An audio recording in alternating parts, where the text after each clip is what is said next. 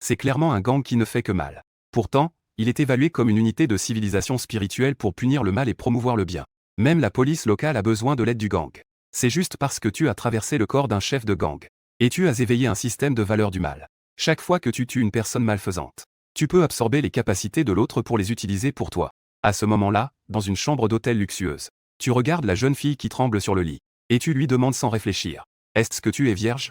Lysien répondit d'une voix tremblante. Oui. Tu restes stupéfait une seconde et dis en te léchant les lèvres. Je n'aime pas les vierges. Tu devrais partir. À ces mots, Lysien est resté figé. En te voyant te rhabiller, elle a immédiatement blêmi. Elle s'est dépêchée de se lever du lit pour défaire tes vêtements. Réajuster les os. Je vous en prie, laissez ma mère tranquille. Je ferai tout ce que vous voulez. Je vous servirai tous les jours à partir de maintenant. Je vous en prie, ayez pitié et relâchez-la. En repoussant les petites mains qui se baladaient sur elle, vous froncez les sourcils et dites. Enfilez vos vêtements et rentrez chez vous. Je ne viendrai pas vous embêter. En entendant cela, Lysien est un peu déconcertée. Elle arrête instinctivement ce qu'elle faisait. Elle ne comprend pas pourquoi ce démon a changé de comportement. Il est même prêt à la laisser partir. Mais si elle s'en va, que va faire sa mère? Lysien s'apprêtait à supplier. Puis, vous saisissez soudain le téléphone sur la table de chevet. À passer un coup de fil avec son téléphone. J'ai déjà fini le taf. Lâchez le vieux, ça suffit. Vous raccrochez ensuite et vous allez à la fenêtre pour allumer une cigarette. Je ne suis pas un modèle de vertu. Dans ma vie précédente, je manquais jamais de femmes après avoir réussi. Mais c'était toujours un consentement mutuel. Né sous le drapeau rouge. Je ne pourrais jamais forcer des femmes respectables à la prostitution. Dans la fumée qui tourbillonne, une ligne de message est soudainement apparue devant ma rétine. Système de valeurs du mal lié avec succès. Accompagné d'un œil du bien et du mal et d'une fonction d'absorption. Chaque fois que vous tuez une personne avec une valeur de mal supérieure à 50, vous pouvez absorber toute sa constitution. Atteindre certains critères peut activer d'autres récompenses. En voyant le système, tu es resté ébahi un moment. Puis, les coins de tes lèvres se sont lentement relevés en un sourire. Les méchants doivent être traités par d'autres méchants. Ce système n'est pas mauvais. À ce moment-là, un téléphone de marque inconnue sur la table de nuit a soudain sonné. Lysien a hâtivement pris le téléphone. En voyant le numéro, elle a immédiatement poussé un soupir de soulagement. Maman, vous êtes rentrée chez vous en toute sécurité? Non. Personne ne m'a embêté. C'était juste un repas ensemble. Je reviens dans un moment. Après qu'elle ait raccroché. Ses yeux en forme de fleurs de pêcher, comme de l'eau, ont progressivement perdu leur obscurité. Une lueur d'espièglerie est apparue. Tu as jeté un coup d'œil à elle avec l'œil du bien et du mal. Valeur de mal 27. La valeur est négative, ce qui signifie que le système l'identifie comme une bonne personne. Les bonnes personnes devraient être récompensées. Tu éteins ton mégot et t'apprêtes à ouvrir la porte pour partir. Une petite voix timide retentit soudain derrière lui. Merci, merci. Tu souris, puis sortis de la suite et appuya sur l'ascenseur. À ce moment-là, la rue était en effervescence. Des couples main dans la main étaient partout. Inactifs, tu ouvres les yeux du bien et du mal. L'œil scannait les passants qui passent. Des chiffres rouges ou verts apparaissent immédiatement au-dessus de leur tête. Le rouge, c'est pour les enfoirés repérés par le système. Le vert indique les bonnes personnes selon le système. Il y a une moitié de bien et une moitié de mal. La plupart des valeurs des gens fluctuent autour de zéro. La limite entre le bien et le mal n'est pas très claire. Tu as également compris les règles du système. Les critères de détermination de la valeur du mal diffèrent quelque peu des lois en vigueur. Les règles du système sont plus proches de la morale. À ce moment-là, quelques gros bonhommes tatoués s'approchent de toi en riant. Le premier, avec un visage raffiné et une raie au milieu. Il se dirige vers toi et te tend une cigarette. Il fait un clin d'œil et dit « Patron, 4 nouvelles filles sont arrivées dans le club. Veux-tu aller leur donner un coup de main? Ces personnes sont tous des spires de l'original. Celui avec la raie au milieu s'appelle Julaoliu. Il a l'air plus raffiné et intelligent que les autres. Il fait partie du conseiller du gang. C'est un talent de type think tank. À côté de lui, l'homme costaud en gilet noir s'appelle Zhang Meng. Son surnom est Meng. Il est loyal envers toi. C'est juste qu'il est un peu têtu. Tu as expiré un anneau de fumée en riant et en insultant. Laisse tomber. Mes reins ne sont pas encore rétablis. Sous l'emprise de la curiosité, tu as de nouveau ouvert l'œil du bien et du mal. Tu as scanné les 6 petits frères. Au-dessus de leur tête, les 6 personnes ont immédiatement ressemblé à des ampoules. Une ligne de chiffres sanguins est apparue. Le plus chelou, c'est qu'une ampoule verte s'était incrustée au milieu. Les valeurs des 5 premières personnes sont tout autour de 20. Mais le dernier, ce gars qu'on surnomme Sambiao, était carrément à moins 24. Étant dans un gang comme le gang du feu de l'enfer, qui est abusif envers les hommes et tyrannique envers les femmes. La valeur du mal est étonnamment si élevée. Tu as jeté un regard pensif à Sambio. Un grand gars de 20 ans, mesurant 1,85 m. Un crâne chauve, luisant et brillant. Il porte une grande chaîne en or qui pourrait flotter sur le haut autour du cou. Il a aussi un tatouage d'un tigre descendant de la montagne sur le corps. Il ne lui manque plus que de se faire tatouer Société des Noirs sur le front. Mais il est reconnu comme une bonne personne par le système. Cette personne est-elle un infiltré? Bien que tu aies des doutes dans ton cœur, tu ne dis rien de plus. Ensuite, en regardant l'heure, tu as proposé. Allons manger un peu de nourriture de nuit. Lorsque le boss a parlé, les petits frères ont rapidement répondu avec enthousiasme. Quelques-uns sont entrés dans une ruelle près de l'hôtel. Il y a quelques stands temporaires de marché de nuit le long de la rue. Ils ont simplement choisi un stand. Ils ont commandé quelques brochettes et quelques bouteilles. Ils ont commencé à se régaler avec de la bière. C'est alors que tu t'es soudain frappé le front en disant « Oh non, j'ai oublié de prendre mon sac à main. Mangeons d'abord, puis allons-y. » Sambio grignote des pâtes de poulet rôti, sa parole est peu claire. Pendant ce temps, dans l'hôtel, Lizzie s'habille et se rend au hall. Elle voit un garçon grand et séduisant. Il fait les 100 pas, inquiet, dans le hall. En voyant Lizzie, le garçon, il s'avance en marchant rapidement. Zien. Alors, tu es vraiment ici. Je viens de voir FNG Zeng sortir. Est-ce que ce salaud t'a harcelé? Lizzie se mordit les lèvres. Non. Liu Yuxian, qui t'a dit ça? Liu Yuxian répond en se redressant. Peu importe qui l'a dit. Zien, dis-moi. T'a-t-il retenu?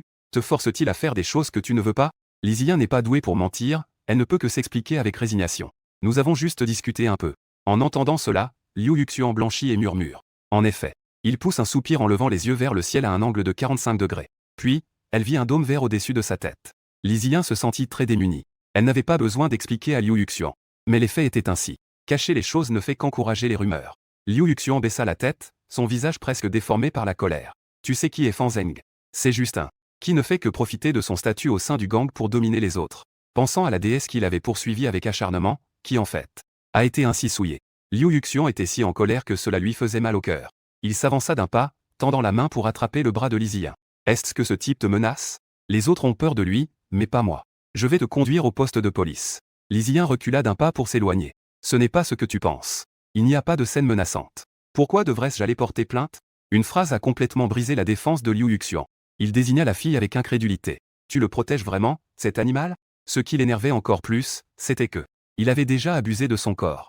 Elle était déjà comme une fleur fanée. Il ne pouvait même pas espérer lui tenir la main. Je dis juste la vérité. Lizzie se souvint de la scène à l'hôtel, son expression était un peu complexe. Un profond sentiment d'échec envahit Liu Yuxian. Plus il y pensait, plus il s'énervait. Perdre soudainement la raison, il ne put s'empêcher de railler. Je sais que ta famille manque d'argent. Combien Fan Zeng t'a donné? Tu dois rester avec lui et tu le défends encore? Ces paroles humiliantes étaient comme une aiguille enfoncée dans le cœur de Lizzie. Elle, réprimant son humiliation intérieure, lui rétorqua. Qui es-tu pour moi? Que est-ce que ça te fait mes affaires? Liu Yuxian ouvrit la bouche, sans savoir quoi dire. Elle a raison. C'était juste un amour unilatéral de ma part. On ne peut même pas dire que je sois un recours. Lizzie dit d'un ton de plus en plus froid. Ma famille est effectivement très pauvre. Mais qu'est-ce que ça peut te faire? Est-ce que je t'ai promis de te poursuivre? Est-ce que je t'ai pris le moindre centime? Tu es trop possessif. Nous n'avons jamais pu être ensemble, et ce n'est pas dans le futur non plus. Liu Yuxian était bouche bée face à cette réplique. Il sait que Lizzie dit la vérité. Mais il n'accepte pas cela. Sa famille a des meilleures conditions que la sienne. Il est largement à la hauteur pour elle. Pourquoi refuse-t-elle encore et encore? Refuser c'est déjà une chose. En plus, elle s'est mêlée avec quelqu'un comme Fan Zeng. Une colère monte de la base de la colonne vertébrale jusqu'au sommet du crâne. Liu Yuxian sort soudain une liasse de billets de façon moqueuse. Tu ne veux pas d'argent? Accompagne-moi à l'hôtel. Tout cet argent est pour toi. Lizzie a le visage glacé. Elle passa à côté de lui sans dire un mot. Il n'y a pas plus grande humiliation pour une fille que cela. Aujourd'hui, elle a vu le vrai visage de cette personne. Ne t'en va pas. Liu Yuxian l'attrapa soudainement par le bras. Quoi? Tu trouves que c'est pas assez d'argent? S'il te faut plus, je peux aller chercher davantage chez moi. Lâche-moi. Le bras de Lizzie lui faisait mal à cause de la prise. Elle essaya de se dégager en se débattant, mais en vain. Liu Yuxian cria avec une folie dans les yeux.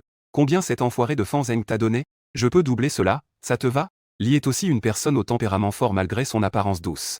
Elle se débattait en silence pour tenter de se libérer. Juste à ce moment-là, une voix forte résonna soudainement à l'entrée de l'hôtel. Petit bâtard. Tu traites qui d'enfoiré? Essaie de le répéter. Plusieurs grands hommes s'avancèrent d'un pas assuré. Celui qui marchait en tête, avec une coupe très courte, n'hésita pas. Il leva la main et colla une grosse baffe à Liu Yuxian. Liu Yuxian a été projeté dans tous les sens par une claque de Xiao Kui. Sa joue droite était visiblement enflée. Un regard furtif sur l'intrus l'a instantanément rendu muette de peur. Il a vu de ses propres yeux ce type partir de l'hôtel. Comment a-t-il fait un retour inattendu? Tu t'es approché de Lizzie et lui a demandé. As-tu la carte de la chambre? J'ai laissé mon sac à l'étage. Lizzie a murmuré un petit oui. Elle a sorti la carte de sa poche et te l'a tendue. À ce moment-là, Zhu Laoda a remarqué Lizzie. Il a donné une tape sur la joue de Liu Yuxian. Tu aimes la grande sœur, n'est-ce pas? Xiao Kui arrive froidement à côté. Quelle main a maltraité la grande sœur? Tire-elle dehors et interromps-le. Liu Yuxian était terrifié, le cœur battant.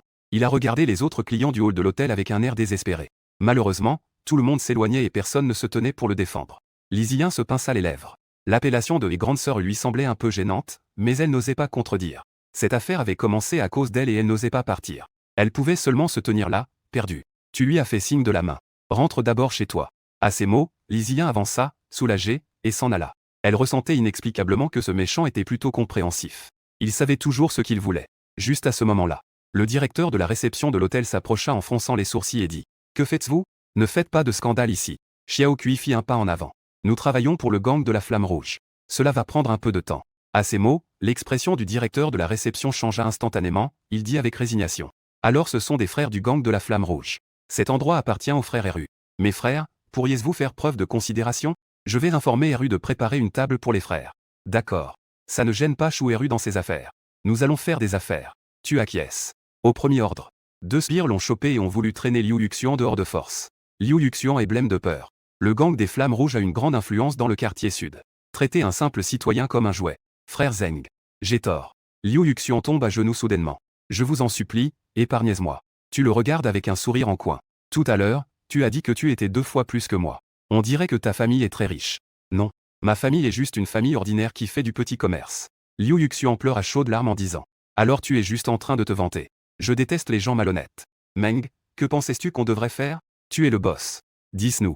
La réponse de Meng est toujours aussi absurde. Frappelle, bon sang. Zhu Laoliu regarde anxieusement, les yeux écarquillés. Meng n'a pas prêté attention à Laoliu. Son regard se tourne vers toi. Il n'écoute que les ordres du boss. Personne d'autre ne peut rien faire. En voyant le boss, il acquiesce puis demande. Où frapper? Tu restes figé un instant puis tu te souviens que Meng est un peu têtu. Va. Meng, je suis vraiment impressionné par toi. Laoliu l'a repoussé d'un coup. Une gifle atterrit sur le visage de Liu Yuxian. Un bruit retentissant se fait entendre dans le hall de l'hôtel. Liu Yuxian, son esprit embrouillé, se met à bourdonnement instantanément. Est-ce que je peux le faire moi-même? Une fois qu'il se remet, Liu Yuxian demande de manière pitoyable. Il sait que ces gens ne sont pas tendres. Il se donne immédiatement une gifle. Peu après, ses 2 joues deviennent enflées. Ça suffit, ça suffit. Tu trouves cela ennuyeux et lui tapote le visage. Fais attention à ta langue. Si tu continues à parler à tort et à travers, tu sais ce qui t'attend. En voyant quelques personnes partir, Liu Yuxian a enfin poussé un soupir de soulagement. Sa main a finalement été sauvée. Quant à l'idée de vengeance. Depuis qu'il s'est agenouillé, il n'y a plus jamais pensé. Après que le groupe soit sorti de l'hôtel, Zhu Laoliu a attrapé un taxi au passage. Tu es le premier à t'asseoir à côté du conducteur. Par le rétroviseur, il a jeté un œil à Biao, intentionnellement ou non. Sans Biao te regarder aussi à travers le siège. Il avait un sourire flatteur sur le visage. Mais au fond, il ne pouvait réprimer son dégoût. Aujourd'hui, c'était encore ça. Une innocente étudiante. Franchement, c'était trop révoltant. Peu de temps après, la voiture s'est arrêtée devant le club Diao sur la rue Yinan. Laoliu a soudainement tapé sur l'épaule du chauffeur et a dit en inclinant la tête. « Frère, prête-moi un peu d'argent, s'il te plaît. » En entendant cela, le chauffeur a eu un frisson. Il a ouvert la boîte à argent avec un visage triste. « Grand frère, je n'ai que 200 yuan pour la course d'aujourd'hui. » Laoliu jeta un coup d'œil à la boîte à argent et marmonna. « Gagner si peu d'argent en une journée, pourquoi se précipiter? Rentre chez toi et mange de la merde. » Il criait tout en attrapant l'argent. Soudain, il reçut un coup dur sur la tête. Il s'apprêtait à se fâcher, mais il vit le chef debout à la fenêtre, lui passant un savon. Espèce de bon à rien. Dépêche-toi de payer. Après avoir payé, Laoliu, perplexe, demanda en descendant de la voiture. Grand frère, pourquoi m'arrêtes-tu? Nous devons nous transformer. Ceux qui veulent réaliser de grandes choses ne doivent pas se concentrer sur des broutilles. C'est peu lucratif et cela attire l'attention. En entendant cela, Laoliu semblait un peu mécontent. Petit à petit, ça en fait beaucoup. Même un petit moustique, c'est de la viande. De toute façon, il n'osera pas appeler la police. Sambiao n'était pas d'accord avec Laoliu. Chef, je comprends ton intention. Dans la vie, il faut avoir une vision à long terme. Pour réaliser de grandes choses, nous devons avoir une perspective. En entendant cela, tu lui tapotas l'épaule en le complimentant. Les petites phrases s'enchaînent. Tu devrais passer des examens de recherche. Être avec moi est vraiment une perte de talent. Une fois que tu as fini de parler, laissez-le retourner au club. Je marche simplement le long de la rue. Il y a 4 grands gangs à King. Ce sont respectivement le club du Dragon Noir, le gang du Feu, la porte du Grand Couteau et l'Alliance des Frères. Chacun occupe une région aux 4 coins. Ici, c'est la banlieue sud de la ville. Cela appartient à la zone d'influence du gang du Feu. Tu es peu qualifié. Tu n'as obtenu qu'un coin de la rue Yinan. En passant devant le salon de coiffure de Fanfang. 2 jeunes filles vêtues de manière provocante. Salue un vieux homme qui regarde dehors avec un sourire. Allez, viens. Viens t'amuser, allez. 20 yuan pour l'ensemble, tu sais. En voyant le vieux homme effrayé s'enfuir en panique. Les 2 filles rient de tout cœur, en riant avec abandon. En voyant cette scène, tu ne peux t'empêcher de secouer la tête. Cela ressemble vraiment à un sentiment de déception pour un potentiel gaspillé. Et te voyant secouer la tête et soupirer dehors. Les sourires des 2 personnes se figèrent instantanément sur leur visage. Appelant timidement vers la porte. Frère Zeng. Entendant l'appel. La patronne à l'intérieur se leva rapidement pour accueillir. Frère Zeng. Que est-ce qui vous amène ici? Entrez vite et asseyez-vous. La patronne ordonne rapidement à 2 filles. D'apporter des cigarettes et de préparer du thé pour frère Zeng. Tu es entré dans le salon de coiffure en agitant la main. Pas besoin de préparer du thé, Fanji. Je pars tout de suite. D'un coup d'œil. J'ai remarqué la peur et le dégoût qui brillaient dans les yeux des deux filles. Secouant la tête avec résignation dans mon cœur. Où que j'aille, j'étais haï par tout le monde. Combien de péchés ai-je accumulé? Comment se portent les affaires? Tu as allumé une cigarette et as demandé distraitement. Ça va, je suppose. Bien sûr, ça ne peut pas se comparer à votre empire. Fangy a dit en flattant. Juste à ce moment-là, un homme d'âge moyen chantonnait en se tenant de l'autre côté de la porte. 2Y. Faisons un bon service pour mon frère. 2Y, vêtu d'une robe noire, s'exclama avec reproche. Frère. Combien de fois l'ai-je dit? Je m'appelle Lisa. Je ne m'appelle pas 2Y. L'homme de l'autre côté de la porte maugréait. 2Y, c'est joli. Il faut absolument un nom étranger. L'AOM entra en titubant par la porte. En te voyant, il resta un moment figé. Puis, il sourit sournoisement et salua. Frère Zeng. Vous êtes ici aussi? Je suis juste passé. Tu t'expliqua en riant et en le taquinant. C'est l'heure de pointe, là. L'AOM, tu ne vas pas conduire, mais tu as le temps pour te faire coiffer? Il faut savoir allier travail et détente. Sans se faire coiffer, comment peux-tu avoir l'énergie de conduire? L'AOM prit la cigarette que FNGJ lui tendait en riant. Je ne me fais pas coiffer. C'est pour les frais de scolarité de 2Y au printemps prochain. N'est-ce pas, sans? Frère M, tu es trop compréhensif. 2Y leva les yeux au ciel. Après avoir dit cela, elle le tira dans la pièce intérieure. Tu as à nouveau jeté un coup d'œil et m'a salué. Frère Zeng. Prenez votre temps pour discuter. Tu as discuté un moment avec Elze et les a ensuite salués avant de partir. En regardant ta silhouette s'éloigner, Xiaomei a demandé avec perplexité. Avant, en voyant frère Zeng, nos nez se redressaient vers le ciel. Pourquoi est-ce si étrange aujourd'hui? En entendant cela, Fangy a également hoché la tête. C'est en effet assez étrange. Aujourd'hui, il a l'air plutôt amical. Tu es allé dans la ville universitaire à proximité pour acheter 2 livres. Tu es revenu au club en titubant. À peine entré, tu es tombé sur ta mère, Hongji. Hongji s'est immédiatement approché et t'a salué en souriant. Frère Zeng. Meng et les autres t'attendent dans la suite de l'arène. En entendant cela, tu as hoché la tête. J'y vais tout de suite. À ce moment-là, dans la suite de l'arène, un groupe de costauds et quelques demoiselles s'amusent ensemble. En entrant dans la suite, ton regard a balayé les petits frères sur le terrain. Ils ont tous l'air de bien s'amuser. Le plus enthousiaste est certainement Sambiao. Zeng était torse nu en train de jouer au dé avec une demoiselle. Des jurons sortaient de sa bouche, son caractère de voyou se révélant sans aucun doute. Pas mal pour un acteur. Tu as secrètement complimenté. Puis tu as traîné un moment avec eux avant de retourner au bureau. Après avoir fermé la porte, tu as trouvé les informations sur Biao le sinistre dans le coffre-fort. Biao le sinistre. Son vrai nom est Feng Jiabiao. 22 ans. Expérience d'entrée dans le gang, il y a 1 an à cause de. Il a partagé la même cellule que Meng. Pendant cette période, il a fait connaissance avec Meng sans se battre. 3 mois plus tard, ils sont sortis ensemble de prison. Introduit par Meng, il a rejoint le gang du feu. Parcours personnel, il a quitté l'école en seconde et a traîné dans la rue. Il a plusieurs antécédents pour violence. Contexte familial, orphelin, sans femme ni enfant. Évaluation personnelle, il est très habile. Il a un bon sens de l'honneur. Tu as posé les documents en souriant et en secouant la tête. Les informations sont bien rédigées. Cela doit être un débutant tout juste sorti d'une école de police. Il n'a pas encore été corrompu par la société, donc il est relativement intègre. Ensuite, tu remets les documents dans le coffre-fort. Tu sors à nouveau le livre de gestion que tu viens d'acheter et commences à le lire. Juste à ce moment-là, un bruit de coups à la porte se fait soudainement entendre. Meng et Biao le sinistre ouvrent la porte avec une expression grave et disent « Chef, il y a eu un problème à la salle des empereurs. Le 6e a attrapé un vendeur de glace. » En entendant cela, tu frappes inconsciemment le bureau avec tes doigts. Des souvenirs du monde de la pègre te traversent l'esprit. À cette époque, les talents dans la rue abondent. Les méthodes dans le milieu sont en pleine floraison. Il y a toutes sortes de moyens pour gagner de l'argent. Mais presque personne ne veut toucher aux armes et aux drogues. Parce que ces 2 choses sont des crimes passibles de mort. Je ne pensais pas que je tomberais déjà sur un tel incident en prenant en charge l'entreprise d'origine. J'ai déjà rencontré un événement aussi délicat. Tu refermes le livre et dis « Allons lui parler ». Biao le sinistre en profite pour jeter un coup d'œil au livre sur la table. La couverture entièrement en anglais le laisse un peu perplexe. Mais il peut grosso modo en déduire que c'est un livre en anglais sur la gestion. Ce genre de livre spécialisé, même un illettré peut le comprendre. Faire semblant. Biao le sinistre a esquissé un sourire sarcastique. Si tu savais ce qu'il pense, il faudrait lui mettre une bonne claque. Dans ma vie précédente, j'étais tout de même d'une certaine université 985. Double master en gestion et en ingénierie. Je n'aurais jamais pensé être méprisé en tant qu'illettré. À ce moment-là, la salle royale était déjà vidée. Un jeune homme d'une vingtaine d'années avec une cicatrice sur le visage était attaché à une chaise. Jou le 6e le surveillait avec un couteau à la main. 3 personnes sont entrées dans la salle. Tu as jeté un coup d'œil à Jou le 6e et lui a demandé d'une voix grave. Quelle est la situation? Jou le 6e a pointé quelques sacs de cristaux blancs sur la table en maugréant. Ce petit garnement est venu vendre de la glace en cachette. Il est tombé sur un client régulier. Lui et Xiao Kui l'ont attrapé en flagrant délit. Tu as pris un sachet de plastique sur la table et l'as pesé. Son visage devint soudainement froid. Le poids de ces sachets dépasse largement 50 grammes. Si tu te fais choper, t'es foutu à 100%. Même soi-même pourrait être impliqué. Tu as posé le sachet et demandé. Qui es-tu? Le gars au visage marqué avait toutefois une expression très calme. Le gang des serpents venimeux. Cobra. À ces mots, les gens changèrent légèrement de couleur. Le gang des serpents venimeux est récemment apparu dans la ville provinciale de Xilin.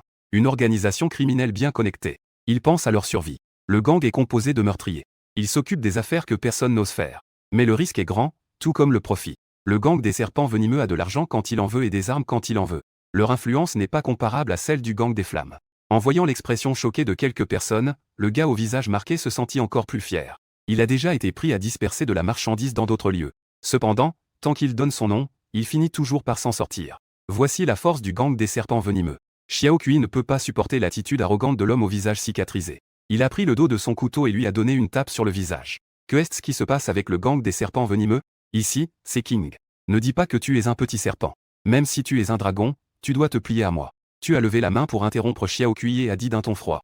Le gang des serpents venimeux n'a donc plus besoin de suivre les règles? Sans même un mot d'adresse, tu oses utiliser mon territoire pour vendre. L'homme au visage cicatrisé, conscient de sa faute, réfléchit un moment avant de dire. Avant, c'était de ma faute.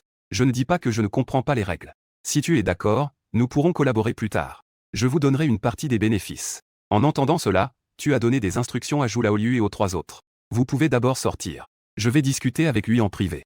Zhu Laoliu pensait encore que le boss avait des projets. Il s'est penché près de ton oreille et a murmuré des conseils. Frère Zeng. Cette chose est un épine dans le flanc de l'agence de sécurité publique. Être impliqué, c'est la mort. Seules les plus mauvaises raclures feraient un tel commerce. Nous n'avons pas besoin de nous attirer ce genre de problème. Tu l'ignores et lui dis à voix basse. Sortez tous d'ici. Plusieurs personnes quittent la cabine à contre-cœur. Une fois que les autres sont partis, le visage balafré prend la parole en premier. Frère Zeng. Je peux me permettre de perdre un peu et céder la moitié des bénéfices. Considérons cela comme des excuses pour ce qui s'est passé avant. Tu ne réponds pas. Mais tu ouvres le système pour détecter la valeur de malice de l'autre. Un chiffre noir apparaît immédiatement au-dessus de la tête du visage balafré. Valeur de malice 76. C'est la première fois que tu vois cela dans la réalité. Quelqu'un avec un chiffre noir. Cela te fait sourire intérieurement. Ensuite, tu sors ton téléphone et appelles Xiao Kui pour donner des instructions. Apporte une grande valise. Elle doit être solide. Ne fais pas de bruit à ce sujet. Un sentiment de doute s'empare du visage balafré. Que comptes-tu faire? En entendant cela, tu dis avec un sourire. C'est pour ton prochain transport de marchandises. J'ai spécifiquement demandé une grande pour pouvoir mettre plus de choses. Peu de temps après, Xiao Kui arrive en portant une énorme valise et ouvre la porte de la cabine. Demanda avec perplexité. Boss. Que comptes-tu faire avec ça? Tu as fait un signe de la main à la cicatrice. Étourdisse. La cicatrice a dit avec terreur. Que voulez-vous faire? Malheureusement, il n'a pu finir sa phrase avant d'être étouffé par un coup de main de Xiao Kui. Ensuite, tu as demandé à Xiao Kui de mettre la cicatrice dans la valise et de l'Y pousser. Après avoir quitté le club, les deux ont levé la valise pour la mettre dans le coffre de ta BMW série 5. Xiao Kui s'est assis au volant et a demandé. Boss. Où allons-nous? Tu as simplement dit 2 mots. Zhang Shen. À cette mention, Xiao Kui a été surpris mais n'a pas osé demander. Il a démarré la voiture, se dirigeant vers la rive du fleuve King. 20 minutes plus tard, la voiture s'est arrêtée au bord du fleuve Yangtze, désert. Les deux sont sortis de la voiture et ont sorti la valise. Xiao Kui a dit avec inquiétude. Zeng Ge. Allons-nous vraiment le faire? Si le groupe des serpents venimeux sait que c'est nous, ils viendront sûrement se venger. Sinon, fais-lui peur et ça suffira. Laissez-le rassembler de l'argent pour racheter la personne. Tu as fait un geste de la main et a dit. Pas besoin. Un dragon puissant ne peut pas dominer un serpent du coin. Ces chiens en détresse sont une épine dans le pied de l'office de sécurité. Oseriez-vous venir à King? C'est à discuter. Voyant que le grand frère avait pris sa décision, Xiao Kui a ouvert la bouche mais a finalement gardé le silence. Il ne veut pas que tu te mêles de ça. Et il ne veut pas s'attirer les foudres du gang des serpents venimeux. Son cœur était très tourmenté. Tandis que ta pensée est très simple. Les gens avec plus de 50 points de malice ne sont pas si faciles à trouver. Il doit y avoir beaucoup de gens comme ça dans le gang des serpents venimeux. Il vaudrait mieux faire sortir le serpent de son trou. Zang, j'ai tort. Épargne-moi, s'il te plaît. J'ai de l'argent. Je te donnerai de l'argent. À ce moment-là, une voix de supplication est soudainement venue du coffre. Le type à la cicatrice était déjà réveillé à ce moment-là. Il a entendu la conversation des 2 hommes à travers le coffre. La peur de la mort l'a poussé à se débattre désespérément dans le coffre. Tu as posé la valise sur le remblai en béton au bord de la rivière. Le remblai a une pente. Avec le mouvement du visage cicatrisé, la valise se déplace. Elle se déplace lentement vers la surface de la rivière. Lorsque vous tournez la tête, le remblai. La valise avait carrément disparu de la vue. Avec un bruit sourd. Une valise contenant un être vivant tombe rapidement. Elle éclabousse l'eau de la rivière avant de couler au fond.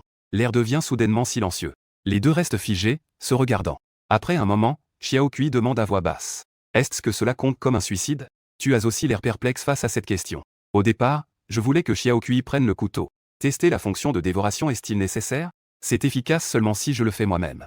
Finalement, l'autre s'est retrouvé à tomber dans la rivière. Cependant, je ne regrette pas. N'est pas urgent. Testez les règles les plus importantes. Un instant plus tard, une vague de chaleur parcourut tout son corps. En ressentant la force croissante dans son corps, elle éprouva une joie intérieure. Il semble que tant que cela se fait sous son ordre, les personnes tuées devraient être efficaces. Dans ce cas, cela laisse beaucoup plus de marge de manœuvre. En attendant, sur un toit, à 5 km du club privé d'Yao, San Biao était en train de faire son rapport à un type. Aujourd'hui, un membre du gang des serpents venimeux est venu vendre de la glace dans le club. La cible avait eu une conversation en tête-à-tête avec lui. Je soupçonne qu'il y a une intention de collaboration entre les deux parties. Où sont les gens du gang des serpents venimeux? La cible m'a écarté en cours de route. Quand je suis revenu, les membres du gang des serpents venimeux avaient déjà disparu. La cible avait également disparu. L'homme en veste, visiblement excité, dit. Ils sont probablement partis ensemble vérifier la marchandise. C'est une information importante. Il faut saisir cette piste et approfondir les investigations. En entendant cela, San Biao répondit avec assurance. Je vais faire de mon mieux. Il faut absolument traduire ce gang en justice. L'homme en veste continua de recommander. Il faut aussi se concentrer sur les affaires du gang du feu de l'enfer. Se familiariser avec les hauts dirigeants en suivant cette ligne d'objectif. S'efforcer de pénétrer le noyau central le plus tôt possible. Pour le moment, nous ne pouvons pas encore approcher les hauts dirigeants du gang. Je vais continuer à suivre cette ligne de près. Biao le sinistre soupira et continua. Ce soir, il y a de nouveau une cible. Une étudiante nommée Lizia. L'homme en veste se tut un moment puis alluma une cigarette. Tôt ou tard, nous devrons rendre des comptes. Tu dois te rappeler d'envoyer rapidement le mal à la barre des témoins. C'est la plus grande consolation pour les victimes. Le lendemain matin, lorsque Biao le sinistre a ouvert la porte de ton bureau, il a découvert que tu étais encore en train de lire avec avidité. En te voyant si absorbé dans ta lecture, une idée absurde a soudainement traversé l'esprit de Biao le sinistre. Ne serait-il pas en train d'étudier pour de vrai? J'ai pensé à ce que tu as dit hier dans le taxi. Biao le sinistre ressent soudainement une douleur à la tête. Je ne crains pas de me battre. J'ai juste peur d'avoir de la culture. À ce moment-là, tu sors une feuille de papier blanc du tiroir et dis. Biao. Imprime 10 exemplaires selon ces critères. Distribue un exemplaire à chaque frère. Il est impératif de suivre cela à la lettre. Biao le sinistre prend le papier et jette un coup d'œil. Il reste bouche bée, surpris. Il y a écrit 10 règles dessus. Première règle, ne pas intimider les plus faibles. Deuxième règle, ne pas forcer des femmes respectables à la prostitution. Troisième règle, ne pas vendre de drogue. Quatrième règle, ne pas piller. Après avoir tout lu, Biao le sinistre demande d'un air perplexe. Boss. Que veux-tu dire par là? Nous sommes un gang. Est-ce approprié? À ces mots, tu commences à l'insulter directement. Comment cela ne serait-il pas approprié? Pourquoi es-tu si mauvais? Est-ce que tu es mal à l'aise si tu n'intimides pas le peuple pendant une journée? Biao le sinistre était presque en train de rire de colère. Je suis un soldat. Tu es un bandit. Qui opprime vraiment le peuple? Puis il a expliqué le but de sa venue ici. Le chef a dit qu'il y avait 3 filles de la société de prêt ici. Des étudiantes qui ne peuvent pas rembourser leurs prêts. Je vous prie d'y aller et de voir. C'est alors que tu te rappelles qu'il avait secrètement ouvert une société de prêt appelée Honté. L'objectif principal était les étudiantes du campus universitaire. Le plan initial était de les forcer à travailler par le biais de prêts. Les contraindre à travailler dans des clubs. Créer une chaîne de production complète. Cependant, cela ne fait que quelques mois qu'ils sont en activité. Ils sont encore au stade du prêt. Je ne pensais pas que les affaires viendraient si vite. La société de prêt Honté est seulement à 2 rues du club d'Yao. Bien que petit, leur entreprise est florissante. Ils peuvent prêter plusieurs dizaines de milliers chaque mois. Il n'y a qu'un seul critère pour le montant des prêts. Plus les filles sont belles, plus le montant est élevé. Quand toi et Biao le sinistre êtes arrivés à la société de prêt, 3 jeunes filles, terrifiées, étaient alignées, en train d'écouter Zhu Laoliu les admonester. En voyant que tu es arrivé, Zhu Laoliu a rapidement salué. Le boss. Cette cargaison est pas mal. Jetez un œil pour voir si quelque chose vous plaît. Tu hoches la tête en balayant du regard les 3 filles. Les 3 peuvent certainement répondre aux critères de prêt de l'entreprise. Leur apparence standard est effectivement assez bonne.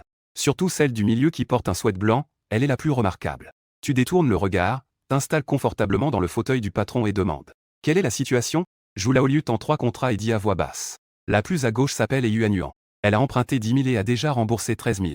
Le principal plus les intérêts, il reste 280 000. Celle du milieu s'appelle Suyao. Elle a emprunté 20 000 et a déjà remboursé 16 000. Le principal plus les intérêts, il reste 510 000. Celle de droite s'appelle Lin Xiaoxu. Elle a emprunté 16 000 et a déjà remboursé 15 000. Le principal plus les intérêts, il reste 320 000. En écoutant le rapport de Zhu Laoliu, c'est comme si tu entendais des écrits incompréhensibles. Comment cet intérêt a-t-il été calculé? Même Wang Shiren devrait s'incliner et crier un maître. Tu as pris le contrat et a commencé à le feuilleter. Meng a commencé à intimider comme d'habitude. Tant d'argent, ce n'est pas une petite somme. Comment comptez-vous rembourser? Et Yuanyuan, à toi de parler d'abord. Et Yuanyuan a levé les yeux pour regarder en face. Le grand homme en face a parlé d'une voix tremblante. Je peux rembourser 1000 par mois, c'est possible? En entendant cela, Meng a répondu avec un ricanement. 28 000 en dette. Tu me dis que tu vas rembourser 1000 par mois? Et Yuanyuan tremblait légèrement, elle voulait vraiment contredire. Mais face à ce groupe de brutes menaçantes, elle n'avait absolument pas le courage de répondre. 28 000, Pour elle, c'est un chiffre astronomique. Même en vendant sa seule maison, cela ne réglerait pas le problème. Elle se sentait désespérée, son regard vide s'est posé par la fenêtre. Nous sommes au 18e étage. Peut-être qu'en sautant, tout pourrait être terminé une bonne fois pour toutes. Sambiao, voyant qu'elle avait perdu son attention, a soudain frappé la table et a crié. Rembourser 1000 par mois, tu ne rembourses rien du tout. Les intérêts ne suffisent même pas. Il pense qu'il n'a pas encore gagné ta confiance totale. Maintenant que l'opportunité est là, il veut vraiment faire ses preuves. Tu as jeté un coup d'œil à Sambio et tu as demandé. Alors, que pensais-tu qu'il serait raisonnable de rembourser chaque mois? Sambio a réfléchi un moment et a dit. La petite fille n'a pas non plus une vie facile. Laissez-la juste augmenter un peu. Rembourser 1200 cents par mois, d'accord? Boss, que pensais-tu de cette proposition? Tu as souri en secouant la tête. Je ne pense pas que ce soit très bon. Abiao ne peut pas voir que tu es plutôt gentil. Sambio a ressenti un frisson dans son cœur, a souri maladroitement et n'a plus rien dit. ZH Lolu a jeté un regard furieux à Sambio et a interrompu la conversation. Rembourser comme ça, ce n'est pas possible. C'est trop lent. Il a tapé sur la table et a demandé froidement. Assurez-vous de rester 3 ans pour annuler la dette. Je te donnerai 1000 par mois pour vivre. Est-ce que tu peux accepter ça? En entendant cela, Yuan Yuan a tremblé de peur. Nous avons tous X8 ou X9 ans, bien sûr. Nous savons ce que cela signifie. Elle voulait refuser mais n'osait pas. Les larmes qui tournaient dans ses yeux coulèrent involontairement. Puis, Zhu Laoliu interrogea à nouveau Suyao, au milieu. Tu dois le plus. Comment comptes-tu rembourser? Suyao baissa la tête et murmura. Vos intérêts sont trop élevés, je ne peux absolument pas rembourser. Eh bien, vas-y alors. Zhu Laoda lâcha un soupir et demanda à la dernière fille. Ling Xiaoxu. Que dis-tu? La fille toute à droite, la plus jeune, était déjà paralysée par la peur. Elle n'osait même pas lever la tête. Elle se contentait de tirer sur l'ourlet de sa robe en pleurant doucement. Voyant que les 3 filles avaient toutes cédé, Zhu Laoliu, satisfait, te fit un clin d'œil. Boss. Ces 3 cela ne sont pas mal. Veux-tu en choisir une à ramener pour la soirée? Tu ne lui réponds pas. Au lieu de cela, tu regardes le contrat et dis. Aide-elle à faire les comptes. Selon le taux d'intérêt annuel de 20. Combien il reste à rembourser avec le principal et les intérêts? Dès que ces mots furent prononcés, le silence régna sur les lieux. Le petit frère sur scène pensait qu'il avait mal entendu. Les 3 filles regardaient aussi le boss d'en face avec un air perdu. Elles avaient convenu des conditions au moment de l'emprunt. Le taux d'intérêt est de 20% par an. Ce taux n'est qu'un peu plus élevé que celui de la banque. Elles pensaient que c'était une entreprise comme une banque. Une société de prêt similaire à une banque. Elles ont ensuite découvert que le contrat avait des vides et comportait des pièges. Elles étaient tombées dans le piège de la société de prêts abusifs. Mais pourquoi le boss d'en face? A-t-il de nouveau rétabli le taux d'intérêt à son état d'origine? Dépêche-toi de calculer. Tu as tapé du doigt sur la table avec impatience. Zhu le Grand a immédiatement pris la calculatrice et a dit après avoir calculé. Selon ce taux d'intérêt, Suyao doit encore 5600. Ling Xiaoxu doit encore 1800. Et Yuan Yuan. Nous devons encore lui rendre 1400 yuan. Refaisons un contrat. Demandez-leur de rembourser le reste de l'argent dans une semaine. Ensuite, tu déchires les 3 copies du contrat. Il a sorti 1400 balles du coffre et les a filées à Yuan Yuan. En voyant l'argent tendu, la fille était complètement perdue. Elle n'osait pas prendre l'argent pendant un bon moment. Quoi? Tu n'es pas satisfait des intérêts? Tu fronces les sourcils et demandes. Satisfaite. Et Yuan Yuan, revenu à elle, répond rapidement. Tu mets l'argent dans sa paume et fais un signe de la main. Allons-y. Ne reviens pas la prochaine fois. Et Yuan Yuan prend l'argent, effrayée, et s'approche de la porte. Au moment où elle franchit la porte, elle avait l'impression de pénétrer dans un nouveau monde. Puis, Ling Xiaoxu s'en va rapidement aussi. À ce moment-là, la seule à ne pas avoir pris position est Suyao. Son expression est complexe, elle ouvre la bouche puis ravale ses mots. Tu la regardes et fronces les sourcils en demandant. Les intérêts ne te satisfont pas? Suyao a secoué la tête avec un visage triste et a dit. Non non, c'est pas ça. Je suis très satisfait. Mais je suis hospitalisé. Au départ, je pensais qu'il ne me fallait que 20 000 yuan pour sortir. Qui aurait cru qu'ensuite il me faudrait de l'argent chaque jour? Je ne peux vraiment pas tout rembourser pour le moment. En entendant cela, tu as tapé sur la table. Tu devrais savoir ce que nous faisons.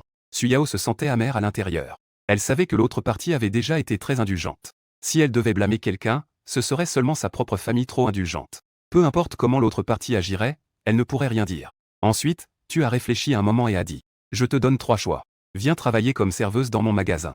Sans avoir à vendre ton corps. Avec les pourboires, tu pourrais gagner environ 3 ou 4 000 par mois. Deuxième.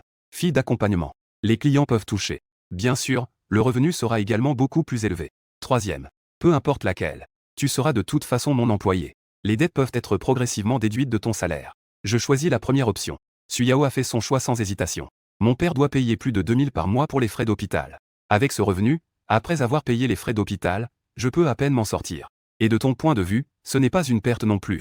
De toute façon, le magasin manque déjà de serveurs. D'autant plus que Suyao est assez jolie pour être serveuse. Merci. Suyao s'est incliné devant quelques personnes avant de quitter le bureau. Une fois Suyao parti, tu as conseillé à tout le monde.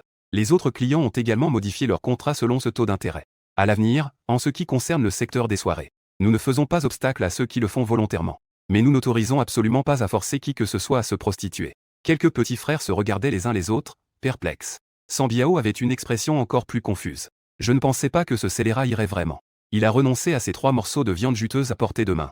Est-ce qu'il a vraiment établi ces 10 règles? Tu as posé la question à quelques petits frères de manière douce. Que pensez-vous de ce qui vient de se passer? Mangzi a d'abord dit. Ça fait vraiment plaisir. C'est juste un peu de l'argent gaspillé. Sambiao a déclaré. Un vieux proverbe dit qu'on craint le pouvoir mais qu'on ne respecte pas la vertu. Mais rien n'est absolu. Avant, elles avaient seulement peur de nous mais nous détestaient en réalité. Mais cette fois, je peux le voir. Elles respectent sincèrement Zheng Jie. Tu lui as jeté un coup d'œil en plaisantant. Ah Biao. J'ai enfin découvert. Parmi ceux présents, c'est toi qui as le plus de connaissances. Tu as des mots qui sortent facilement, une phrase après l'autre. Le grand chef, tu exagères. Je ne peux pas rivaliser avec vous. Sambiao faisait des compliments mais, en réalité, a tiré la sonnette d'alarme. Cette personne devient de plus en plus rusée. Il vaut mieux rester discret à l'avenir. Zhu Laoliu a dit avec un sourire amer à côté. Le respect ne remplace pas la nourriture. Si cette source de revenus est coupée, nos revenus vont certainement chuter considérablement. Grand chef, tu ne peux pas non plus ajouter de nouveau dans l'équipe. Ce ne sera certainement pas bien vu dans le groupe. En entendant cela, tu as fait un geste de dédain avec la main. Ça ne coûte que ça? N'ayez crainte.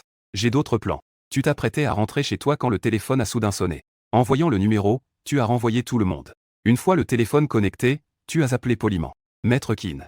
La voix de Qin Li, le chef du gang du feu, est arrivée au bout du fil. Petit Zheng. Aujourd'hui, le serpent venimeux du gang des serpents a demandé une personne ici. Ils ont dit qu'ils avaient un gars appelé Cobra. Un frère a disparu dans ton établissement.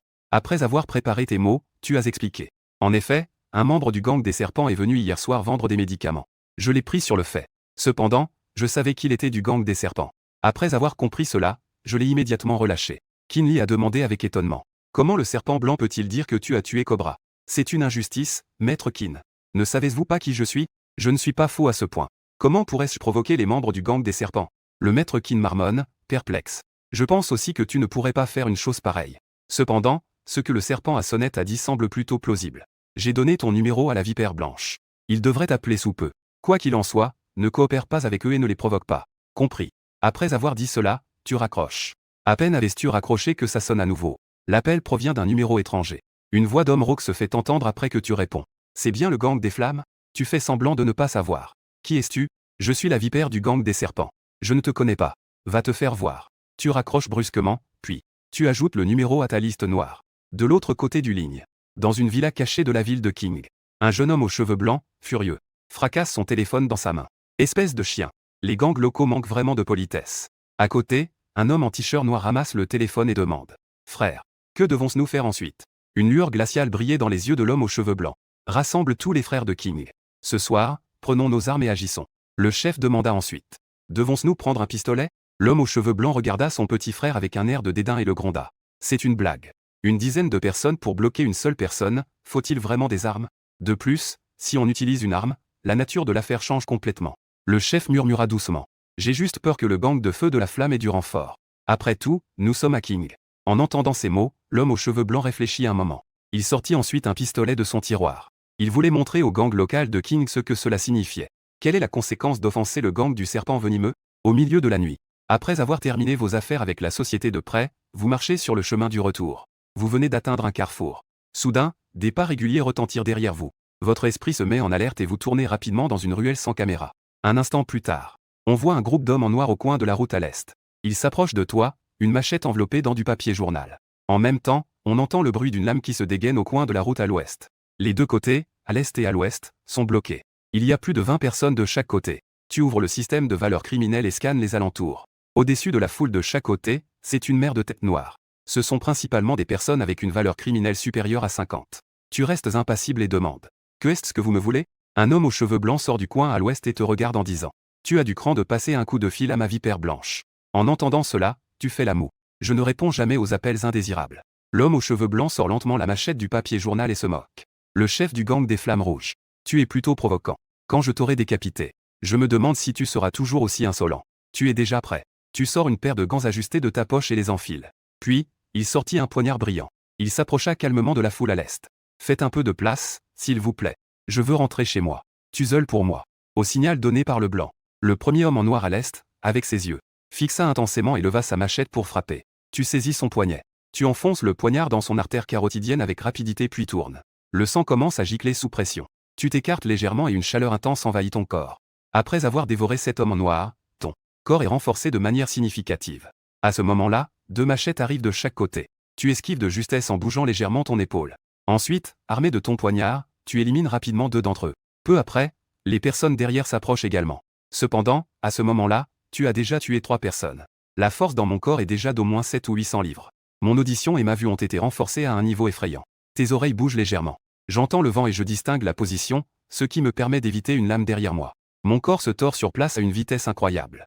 Le poignard frappe directement l'œil droit de l'homme en noir derrière moi. Avec ma paume, je pousse avec une grande force. Le poignard s'enfonce entièrement dans l'orbite de l'homme en noir. Ensuite, tu abandonnes directement le poignard. Avant qu'une autre machette ne s'approche, je frappe le dos de la lame. Je frappe avec un poing vers le visage de l'homme en noir qui s'approche. Un coup de poing puissant et lourd enfonce directement l'homme en noir. Son visage s'enfonce sous l'impact. Le chef aux cheveux blancs, voyant cela, s'écrie avec horreur. Ça pique les mains. Gardez vos distances. À ces mots, les 2 groupes à l'est et à l'ouest commencent immédiatement une retraite tactique. Mais tu ne rencontres que rarement autant de personnes aussi malfaisantes. Comment pourrait-on les laisser partir? Je pousse sur mes orteils et avance immédiatement sur eux. Un coup de poing frappe la poitrine du membre en noir le plus proche. Avec un bruit de fracas, la poitrine du membre en noir s'enfonce sous le coup. Les côtes se brisent et perforent le cœur, tuant instantanément. Tu es comme un tigre dans un groupe de loups. Après un coup mortel, tu te diriges vers le deuxième. En moins de quelques secondes, plus de 20 personnes gisent au sol. Le blanc aux cheveux longs, en retrait, change soudain de couleur. Il lève son arme et tire 3 balles dans ta direction. Les balles arrivent en un clin d'œil. Tu te penches sur le côté et évites les balles. En te voyant éviter les balles, le blanc est immédiatement terrifié. Vite, empêche-le de partir. Il crie en courant. À ce moment-là, il a abandonné son intention de t'assassiner. Il veut juste quitter cet endroit rapidement. En voyant cela, tu affiches un sourire sanguinaire. Tu veux fuir. Il n'y a pas de porte. Ensuite, tu charges en avant. Grâce à ta force exceptionnelle, tu fais chuter les derniers. Des 5 personnes à l'est en une bouillie de chair. Puis, tu te retournes rapidement et t'occupes de l'homme en noir à l'ouest. 5 secondes plus tard, le sol est couvert de membres mutilés et de bras cassés. Il ne reste qu'une seule personne vivante, le cheveu blanc. Tu essuies les traces de sang sur tes gants sur un homme en noir. Il a essuyé et a dit sur un ton sarcastique. N'est-ce pas que tu devais me frapper la tête? Le cheveu blanc déglutit et essaie de supplier pour sa vie. Malheureusement, tu ne lui as pas donné l'occasion. Puisque tu n'as pas cette capacité, c'est à moi de le faire. À peine ces mots prononcés, tu lui assènes un coup de poing au visage. La force de ton poing, même sans toucher, déchire sa peau. Avec cette frappe, tu le fais voler à plusieurs mètres de distance avec habileté. À l'extérieur, rien ne semble anormal. À l'intérieur, c'est déjà le chaos. Le sol est parsemé de chair et de sang, mais tu ne ressens aucune gêne. Tu fais claquer tes lèvres et tu te moques de toi-même. On dirait que c'est un peu dérangé. À ce moment-là, des bruits de pas précipités se font entendre à l'entrée de la ruelle. Tu ne t'arrêtes plus. Un saut agile l'a amené au sommet du 6e étage à proximité. Plusieurs sauts latéraux ont disparu en un instant. De ce côté, les agents de sécurité sont arrivés après avoir reçu des rapports de coups de feu. Les agents étaient stupéfaits par la scène qui se trouvait devant eux. Même les agents ayant des années d'expérience n'avaient jamais vu cela. Ils n'avaient jamais été confrontés à une telle scène. Quelques jeunes ont immédiatement eu des nausées. Ils ont dû s'accrocher au mur et se mettre à vomir. Jin Xiang, le chef de l'unité criminelle de l'agence de sécurité de King, s'est approché d'un corps entier d'un homme en noir. Il a examiné le corps attentivement. Avec un air grave, il a dit. Il a un tatouage de serpent venimeux sur le dos. Cela doit être des membres du gang des serpents venimeux de Xila. Vous devriez vérifier les autres. D'autres agents ont fait leur vérification et ont dit en chœur. Équipe Jin. Ils ont tous le même tatouage. Jin Xiang s'est levé et a dit. Ils portent les mêmes vêtements. Et le même tatouage. Les morts doivent tous appartenir au gang des serpents venimeux. Il se sentit légèrement rassuré. La nature de l'affaire est très grave. Mais si les morts sont tous des membres du gang des serpents venimeux, la situation ne serait pas aussi catastrophique. Ensuite, Jin Xiang a sorti son téléphone et a passé un appel.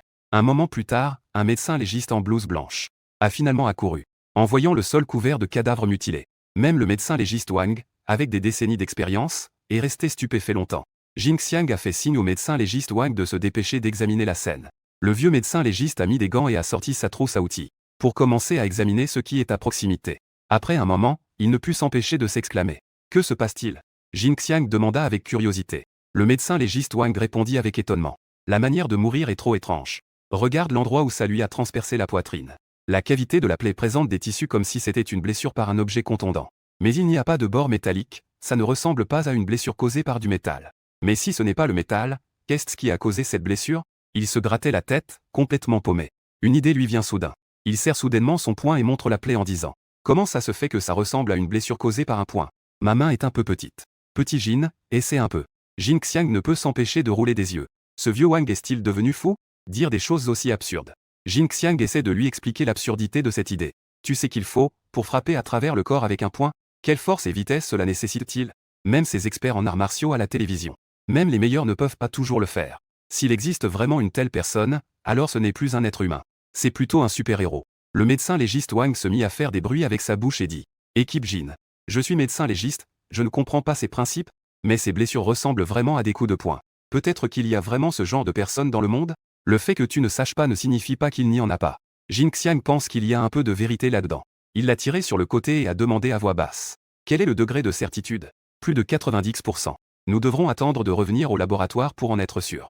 En voyant qu'il était si sûr de lui, le visage de Jin Xiang devenait de plus en plus pâle. Le professionnalisme de Lao Wang n'est certainement pas en question.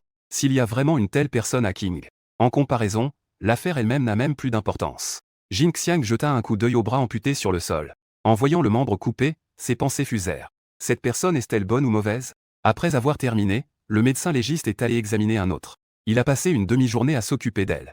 Il a utilisé des pinces pour extraire de la partie de la poitrine un petit bout de fibre de tissu. Il était immédiatement très excité. Équipe Jin, viens voir. Le corps de la victime contient des fibres de coton. Ce devraient être les gants du meurtrier. Conservez bien les preuves. Le médecin légiste Wang a terminé toutes les investigations et a finalement tiré des conclusions. Cela doit être l'œuvre d'une seule personne. D'abord avec un couteau, puis avec les poings et les pieds. Tous ont été tués d'un seul coup. Jin Xiang fronçait les sourcils et a demandé. Ce que vous voulez dire, c'est que plus de 40 personnes ont attaqué une seule personne et ont même agi? Le résultat a cependant été qu'une personne a riposté. C'est exact. Le médecin légiste Wang a affirmé avec conviction. Et les empreintes de pas et les empreintes sur le poignard? Il y avait trop de piétons, les empreintes étaient impossibles à identifier. Les empreintes digitales n'ont également pas pu être retrouvées. Il est certain que le meurtrier portait des gants. Le meurtrier était manifestement bien préparé. Jin Xiang n'avait pas trop d'espoir concernant la surveillance alentour. Il doit absolument déterminer la manière dont la mort est survenue. Quelle en est la cause? Il a donné un dernier conseil avant de sortir de la ruelle avec résignation.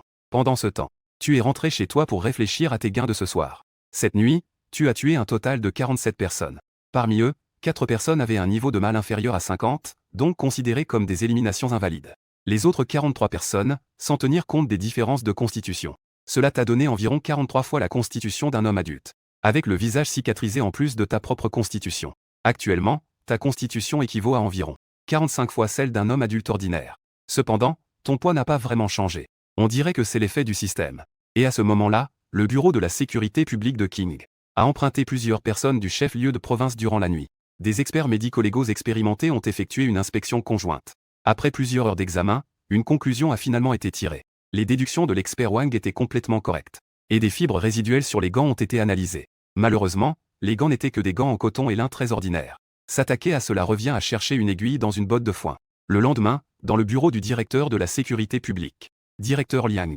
Voici le rapport d'analyse de l'expert médico-légal. Il a été confirmé que les blessures étaient effectivement causées par une main humaine. Écoutons le rapport de Jin Xiang. Le chef de la sécurité publique de King, Liang Qingjuan, fronça les sourcils en une ligne droite. Donc, vous voulez dire qu'il y a des super-héros dans ce monde? Et que cette personne est ici, dans notre ville de King? Exactement. Le fait que nous n'ayons jamais vu ce genre de personne ne signifie pas qu'il n'y en a pas. Jin Xiang répéta à nouveau les mots de l'expert Wang. Liang Qingjuan avait l'impression que depuis son enfance, il avait construit. Le monde qu'il connaissait s'est effondré. Il réfléchit un moment puis demanda. Où en est l'enquête sur l'affaire? Jin Xiang poussa un soupir. C'est très difficile. Nous ne trouvons pas de témoins. Il est également difficile d'obtenir des résultats des caméras de surveillance environnantes. En entendant cela, Liang Qingjuan frappa la table en disant. Peu importe la difficulté, nous devons enquêter. À moins que cette personne ne puisse voler. Sinon, nous devrions obtenir des résultats. Je vais demander à quelqu'un d'autre de s'occuper de l'affaire sur laquelle tu travailles. Ta tâche actuelle est de donner le meilleur de toi-même. Découvre exactement qui est cette personne. D'accord. Jin Xiang a lâché un compris. Avant de quitter le bureau. Une fois que Jin Xiang partit, Liang Qingjuan fronça les sourcils, pensant profondément. La sensibilité de Jin Xiang est encore trop faible. S'il pouvait trouver cette personne lui-même, il pourrait découvrir son secret extraordinaire. Même si c'était juste pour le rapporter. Cela pourrait également mener à un grand pas en avant. En même temps, à King, dans les cercles du crime et de la loi, ceux qui ont un peu de pouvoir ont tous entendu parler de ce qui s'est passé hier soir. Il y a eu un grave incident de fusillade. Ceux qui sont bien informés savaient même ce qui s'était passé. L'un des partis impliqués est le gang des serpents. En un instant, plusieurs grandes forces à King étaient en alerte. Parmi toutes les forces, seul le gang des Flammes du Sud a eu quelques soupçons. Cependant, cette hypothèse était vraiment trop absurde et King n'y a pas réfléchi plus longtemps. Le lendemain, à l'aube, tu as été appelé chez toi par un coup de téléphone de ta mère. Tu venais à peine d'entrer dans la cour. Et là, sous le store, il y avait 3 vieilles nanas en plein papotage. La chef du groupe, une vieille peau, t'a repéré direct. Et a immédiatement blémi en te criant dessus. Entre avec moi. La femme était Wang Shintao, la mère de l'ancienne vie. Dans sa vie antérieure, il n'avait peur de rien. Mais il avait un peu peur de sa mère. Tu l'as suivi à l'intérieur de la maison. Il y avait aussi un jeune homme en uniforme de garde dans la pièce. Et une jeune fille d'environ 18 ou 19 ans. C'est le frère aîné Fan Ping et la sœur Fan Wen de son ancien statut. Wang Shintao est entrée dans la maison et s'est assise d'un coup. Elle a dit en faisant une tête sombre sur la chaise. Dis-moi. Pourquoi as-tu kidnappé Xiaoli avant-hier soir? Quel Xiaoli? Tu as l'air confus. À peine les mots sortis, elle se souvint que Li Ziyin avait loué une chambre chez elle. Je connais bien elle et sa mère. Qui a dit que je l'avais kidnappée? Elle a même été témoin, alors il ne peut y avoir de doute. Tu as kidnappé elle et sa mère. Que veux-tu vraiment? Xiaoli est un enfant si pitoyable et compréhensif. Comment peux-tu agir ainsi, espèce de monstre? En parlant, les yeux de Wang Shintao se sont remplis de larmes. Tu t'es empressé d'expliquer. Je l'ai simplement appelé pour discuter. Mais je ne l'ai pas harcelé. Fan Ping, qui n'avait pas parlé jusqu'à présent, a soudain pris la parole. Va te rendre et avoue. Les personnes comme toi doivent être envoyées en rééducation pendant un certain temps pour se repentir.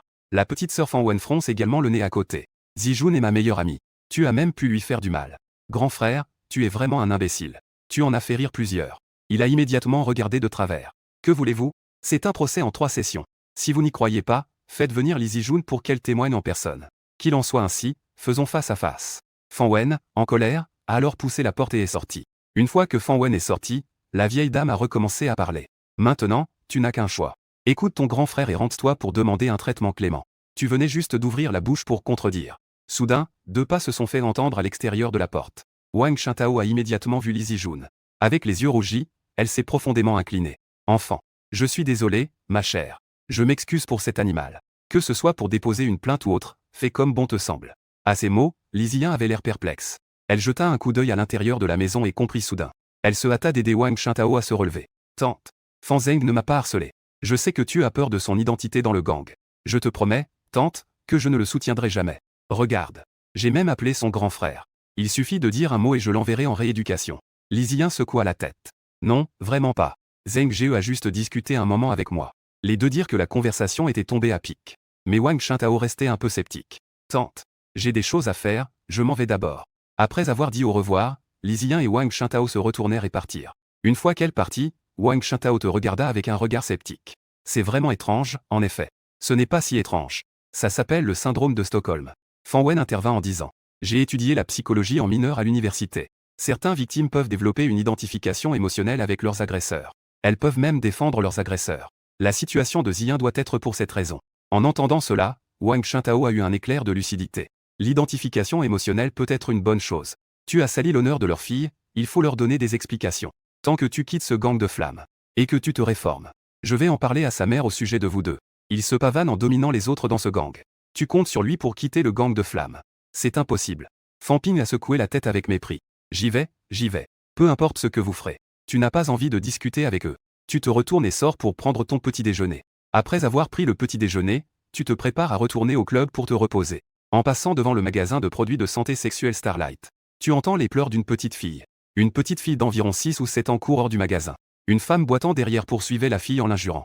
La femme vous a vu et a forcé un sourire. Ah Zeng. Tu as acheté. Tu as arrêté Zhang Xiaoe et lui a demandé. Que se passe-t-il avec l'enfant? Zhang Ji a soupiré. Il n'est pas sage. Il cause des problèmes à l'école. Je n'ai pas volé.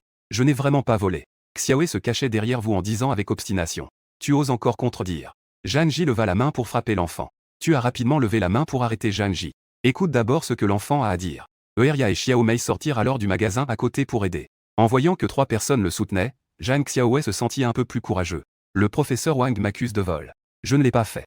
L'enfant avait une logique un peu confuse et a marmonné quelque chose. C'est seulement à ce moment-là que tu as compris. Cet enfant a 6 ans cette année. Il est en première année à l'école primaire Hongxing à proximité. Hier après-midi, je suis allé dans le bureau de la directrice Wang Efan pour prendre des documents. Finalement, Wang Efan a dit que le tiroir avait perdu 1500 yuan. Elle insistait pour dire que c'était Xiao qui avait volé l'argent. Zhang Ji regardait Xiao avec une expression sévère. Combien de fois je t'ai dit cela?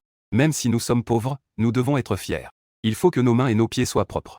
Elle n'a pas reçu beaucoup d'éducation. Il y a une confiance aveuglée et un respect naturel envers les enseignants. On pense que ce que dit le professeur ne peut pas être faux. Je ne l'ai pas. Je ne l'ai tout simplement pas. Xiao tentait encore désespérément de se défendre.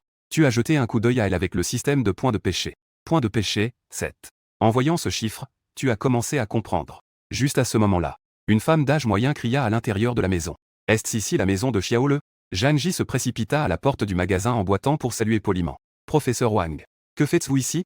Entrez et asseyez-vous vite. Wang Efan jeta un coup d'œil aux articles de première nécessité. Dans ses yeux, une colère sourde était visible. Cette femme n'a vraiment aucune mesure. En tant qu'intellectuelle respectée, comment pourrait-on entrer dans un endroit aussi sordide? Jianji réalise aussi qu'elle ne s'exprime pas librement. Tiens, à côté, elle l'accompagne prudemment avec un air gêné. Tu fais attention à Xiaoe depuis le début. Depuis l'arrivée de Wang Efan, elle est devenue très nerveuse. Tu lui prends la main et dis. N'aie pas peur. Va expliquer les choses clairement. Xiaoe te tient la main, elle est un peu plus courageuse. Elle s'approche de Wang Efan et dit en levant la tête. Professeur Ya. Je n'ai pas volé d'argent. Wang Efan reste impassible et ne dit rien. Jianji se rend compte que la situation est étrange. Elle presse rapidement la tête de sa fille et la gronde. N'ose pas répliquer. Le professeur a fait le déplacement spécialement pour toi. Tout de suite, fais un salut et excuse-toi auprès du professeur. Wang Efan se décale. Ce n'est pas une question d'excuse. Vous devez rapidement reconstituer la caisse de classe. Jianji sort rapidement de son poignet. Quelques billets rouges et les tend à Wang Efan. J'ai seulement 300 yuan sur moi. Est-ce que je peux ajouter les 1200 yuan demain? Wang Efan a pris l'argent, son visage devenant de plus en plus sombre. Il faut que ce soit complété avant 15 h demain après-midi. Si c'est en retard, je devrais appeler la police. À ce moment-là, Er a exprimé ses doutes. As-tu vu de tes propres yeux Xiao et volé de l'argent? Elle est venue à mon bureau hier après-midi. Ensuite, l'argent a été dépensé. Er a alors demandé. N'y avait-il que Xiao et qui est allé à ton bureau hier après-midi? Zhang Xiaodé comptait sur ses doigts à côté. Il y avait aussi Li Bolu et Exinton. Ces deux-là ne voleraient jamais d'argent. Wang Efan a déclaré fermement. Il y a en tout 3 personnes, pourquoi? Pensais-tu que c'est Xiao et qui a volé l'argent? Xiao Mei avait également un air de désaccord. Wang Efan était encore plus méprisante. La famille de Li Bolu possède une entreprise. Les parents de Xinning sont tous deux Y. Leur famille ne manque pas d'argent, ils ne voleraient pas d'argent. Zhang-Ji a été surprise intérieurement. Il s'avère que Wang Efan a uniquement basé son jugement sur cela pour conclure que Xiao avait volé de l'argent. Il semble vraiment qu'elle ait pu accuser injustement l'enfant. Le message de Wang Efan est très clair. Celui qui a de l'argent a raison. Zhang-Ji n'était pas d'accord dans son cœur, mais n'osait pas contredire. Il y a une autre chose à te dire. Notre école primaire Onxing est la meilleure école du sud de la ville. Nous ne tolérons en aucun cas un mouton noir ayant l'habitude de voler. Une seule phrase a mis Zhang-Ji dans tous ses états. Professeur symbole marque déposée. L'enfant est encore petit. Pourriez-vous lui pardonner cette fois-ci? Wang Efan ne prêtait aucune attention et devenait de plus en plus ferme. Dans ce genre de situation, Xiao n'est pas adapté pour continuer à étudier dans notre école. Afin de ne pas affecter les autres élèves. Je vais signaler l'école pour expulser Xiaole. En entendant cela, Zhang-Ji fut immédiatement prise de panique. Elle a vendu la maison familiale et ajouté l'indemnité pour son accident de travail. Elle a eu beaucoup de mal à rassembler de l'argent pour acheter un logement dans le quartier scolaire. Je veux simplement que ma fille ait une meilleure éducation. Mais maintenant, un seul mot de Wang Efan peut lui enlever le droit à l'éducation. Comment pourrait-elle accepter cela? Elle jeta un coup d'œil à sa fille. Xiaoxi pleurait à chaudes larmes. Bien qu'elle soit jeune, elle comprend tout. Elle sait que sa mère a déployé beaucoup d'efforts pour l'inscrire à l'école primaire de Honchan. Si elle était renvoyée, sa mère serait sûrement très triste. Vite, supplie l'enseignant. Jianji tira rapidement sa fille pour s'agenouiller ensemble. Professeur Wang. Je vous en supplie, ne me renvoyez pas. Xiaoe, ne faisant plus de résistance, plia les jambes pour s'agenouiller. Ne me fais pas ce coup-là. Peu importe combien de fois tu t'agenouilles, ça ne sert à rien. Notre école ne peut absolument pas tolérer les voleurs. Wang Efan termina sa phrase et se retourna pour partir. Soudain, une voix sarcastique s'éleva à côté. Un enseignant principal peut renvoyer un élève à sa guise. Tu n'as pas peur que le vent te fasse mal à la langue? Demande à Shu Yaoming s'il a ce droit. Au départ, tu ne voulais pas t'impliquer dans ce genre de choses. Ce n'est pas un problème qui peut être résolu simplement par la violence. Après tout, Xiao étudie dans la classe de cette femme. Si tu la contraries, tu risques d'avoir des problèmes. Mais cette femme a déjà dit ce qu'elle pensait. La situation est déjà très mauvaise. Même si ça empire, ça ne peut pas aller beaucoup plus mal. Tu connais le directeur? Yaefan avait l'air choqué. Elle se retourna pour examiner attentivement l'homme qui venait de parler. Veux-tu que je fasse parler Shu Yaoming avec toi? Tu sors ton téléphone et fais semblant de composer un numéro. En entendant cela, Efan changea d'expression et fit un geste de la main. C'est pas la peine. Elle pouvait voir que cet homme n'en faisait pas des manières. Le directeur Shu est son supérieur direct. Elle ne veut pas le froisser, mais elle ne s'en préoccupe pas vraiment. Juste parce que son mari est vice-directeur du ministère de l'Éducation. Parfois, le directeur Shu doit même la flatter. Ce ne sont que des personnes de façade. Maintenant, les gens connaissent Shu Chang. Il n'est pas nécessaire d'en faire toute une histoire. Wang Efan n'a pas mentionné le licenciement. Elle est partie sans dire un mot. Après son départ, tu as averti Zhang-Ji. Elle ne renverra pas Xiaoe. Cependant, elle aura encore des problèmes après avoir étudié dans sa classe. À ces mots, Zhang-Ji a soupiré avec résignation. J'ai vu grandir cet enfant, Xiaoe. Elle ne volera absolument pas d'argent. Elle a dit cela avec une grande détermination. Zhang-Ji a caressé la tête de Xiaoe. Comment pourrais-je ne pas savoir pour mon propre enfant? En voyant cette scène, tu es resté silencieux. C'est le drame des petites gens. Sachant qu'on est injustement accusé. Même en étant clairement lésé, il faut le supporter. Je n'ai vraiment pas volé d'argent.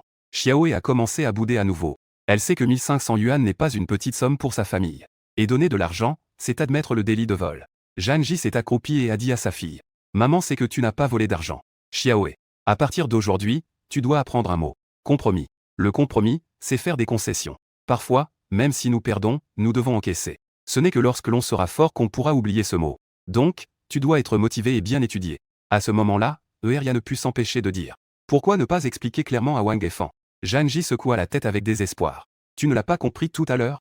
Cette personne a un sens des classes très fort. Il nous méprise complètement, nous les pauvres. Il est impossible d'expliquer quoi que ce soit à ce genre de personne. Tu sais qu'elle a des difficultés, donc tu ne dis plus rien. Il lui caressa la tête et dit. L'oncle t'aidera à te venger, d'accord? Xiao Dé te regarde avec un regard plein d'attente. Je pars. Voyant que tout était réglé, tu te prépares à partir. Janji se précipita pour te bloquer. Ah je ne t'ai pas encore remercié pour ce qui s'est passé aujourd'hui. Attends un moment, je t'invite à manger. La prochaine fois. Tu fais un geste de la main pour refuser. Que dirais-tu si Xiaomei et moi te préparions un menu? Eria a soudainement parlé en faisant des gestes coquins. J'ai compris. Mon corps ne suit pas. Tu clears ta gorge rapidement et tu t'en vas. En te voyant fuir, deux filles se sont mises à rire aux éclats. Lorsque tu es revenu au club empereur. En entrant par la porte, tu as immédiatement vu Suyao. Elle portait un uniforme rouge identique. Elle était en train de préparer un plateau de fruits sur la table basse. Tu t'es approché d'elle et lui as demandé. Comment c'est au travail? Suyao a levé les yeux et a souri. C'est plutôt bien. Onji et les autres sont assez gentils avec moi. Elle avait un peu l'air gênée. Soudain, elle a piqué un morceau de pastèque avec une fourchette en plastique et l'a tendu vers ta bouche. Tu as pris le morceau de pastèque dans ta bouche et as dit. Les lieux de divertissement sont inévitablement un peu chaotiques. Mais tu n'as pas besoin de t'en préoccuper. Si quelqu'un te touche, fais-le-moi savoir. J'ai compris. Merci, Zheng Jie. Tu sais que son apparence ressemble à celle de Suyao. Dans ce genre d'endroit, il est inévitable que des gens essaient d'en profiter. Cette fille ne saura certainement pas comment gérer la situation plus tard. Il vaut mieux se préparer à l'avance. Ensuite, tu t'es dirigé vers la porte du bureau. Tu as vu Xiao Kui faire les 100 pas à l'extérieur. En te voyant, Xiao Kui a immédiatement exprimé son inquiétude. Jun Jie est arrivé. Il t'attend dans la salle royale. Il a l'air un peu en colère. Je parie que c'est un de ces imbéciles qui a fait des rapports. Je vais aller voir tout à l'heure. Tu avais un air indifférent. Xiong et Onji ont été appelés par Jun Jie. Xiao Kui a dit en hésitant. Xiong est la petite amie de Xiao Kui. Être appelé par ce dragueur de Han Jun le rend très inquiet. Allons-y. Allons voir ensemble. Tu es allé à la porte de la salle et tu as poussé la porte. Tu as vu un homme assis confortablement sur le canapé. La grande sœur et une jolie femme sont en train de servir à sa gauche et à sa droite. Il mange des cerises que la grande sœur lui a passées, tout en frottant sa main sur les collants noirs de Xiong. Xiong ressent du dégoût mais n'ose pas s'exprimer. Cette personne n'est autre que Han Jun, le chef de la branche léopard du gang du feu. Il est aussi ton supérieur. Tu es entré dans la cabine et a salué. Frère Jun. Que est-ce qui t'amène? Je passais par là et je suis juste venu jeter un coup d'œil. Pourquoi ne pourrais-je pas venir? Han Jun parle tout en frottant la cuisse de Xiong. Un sourire satisfait se dessine sur son visage. Xiao Kui et Xiong échangent un regard. Une lueur de colère apparaît dans leurs yeux. Mais elles n'osent que réprimer leur colère. Tu es souri. Bien sûr que tu peux venir. Je t'accueille avec plaisir. Han Jun te jette un regard amusé. J'ai entendu dire que tu as commencé à faire le bien récemment. En entendant ces mots, tu prends conscience. Il est vraiment venu pour demander des comptes. Il semblerait que quelqu'un l'ait informé de l'exemption de 3 étudiantes. Les informations sur les intérêts des étudiantes ont été transmises à lui. S'il n'y a pas de surprise, c'est lui qui a orchestré cela. Le comptable Liu, qui a des yeux ici. Bien que la société de microcrédit Onté soit une entreprise qu'il a ouverte secrètement. Mais ses étudiantes n'ont qu'à se lancer. Cela leur permettra de générer des bénéfices pour le groupe. Han Jun pourra aussi en profiter. Il est normal de demander des comptes quand on lui coupe les vivres. Tu fais semblant de ne pas comprendre en sachant ce qui se passe. Frère Jun. Je ne comprends pas ce que tu veux dire. Comment expliques-tu les affaires de la société de prêt Onté? Han Jun laisse échapper un ricanement froid. En entendant cela, tu secoues la tête. On ne peut pas vraiment parler de faire le bien. C'est juste que, pour l'instant, l'agence de sécurité publique est très stricte à ce sujet. Je ne veux pas attirer des ennuis. Han Jun esquisse un sourire froid. C'est moi qui t'ai promu au départ. C'est juste que je regarde tes compétences, tu sais t'y prendre. Maintenant, tu me dis que tu ne veux pas d'ennuis. Alors, à quoi tu sers? Tu plisses les yeux et allumes une cigarette. La société de microcrédit est ma propriété personnelle. La façon de l'exploiter est mon affaire personnelle. Cela n'a rien à voir avec le gang. Et ça ne te concerne pas non plus. Ça fait quelques jours qu'on ne s'est pas vu. Tu oses me défier. Han Jun te regarde d'un air sombre. On ne peut pas parler de défi. Tu tapotes la cendre de ta cigarette. Mais maintenant, s'il te plaît, enlève ta main des jambes de Xiong. Quelle audace. Han Jun se lève furieux du canapé. Il s'approche de toi en quelques pas, te regardant de haut. Petit rebelle. Tu veux te rebeller? Je ne fais que te parler des règles. Xiong est une serveuse ici, pas une prostituée. La grande sœur Hong doit former les techniciennes, elle n'a pas le temps de te peler des raisins. Si tu enfreins les règles, ne t'étonne pas si je ne montre aucune pitié. En entendant cela, Han-Jun a failli éclater de rire de colère. Je lève la main pour te frapper. Ces chiens qui enfreignent les règles. Aujourd'hui, je vais te faire comprendre combien Dieu a le roi des chevaux. Cependant, en un éclair, tu as directement saisi son poignet avec 3 doigts. Instantanément, Han-Jun a senti son bras comme s'il était pincé par un étau. Une douleur aiguë provenait de son bras. Lâche-moi. Il cria de toutes ses forces. Son ton trahissait une légère supplication. Demander à quelqu'un de faire quelque chose. Si l'on parle de demander, tu craches une bouffée de fumée à son visage. Les cercles de fumée l'étouffent, et il pleure. S'il te plaît, lâche-moi. D'un coup de bras, tu l'as renversé au sol. Il ne veut pas écouter quand on lui parle calmement. Il insiste pour me transformer en ancêtre. Les gens dans la salle ne comprenaient pas ce que cela signifiait d'être un ancêtre. Mais toi, tu sais contrôler ton boss, tandis que les autres ont vu. Hongji et Xiong avaient des visages empreints de peur. Les règles du gang des Flammes Rouges sont strictes. Enfreindre l'autorité est un grand tabou. Zheng Jie va certainement être puni. D'où lui vient ce courage? Xiao Kui affiche de la gratitude tout en étant rongé par l'inquiétude. Zheng Jie est là-haut à rompre les liens. Une partie de la raison est pour Shu Xiong et aussi pour lui-même. S'il devait vraiment arriver quelque chose, même s'il n'est pas de taille, il ne peut pas rester les bras croisés. Han-Jun se relève et regarde.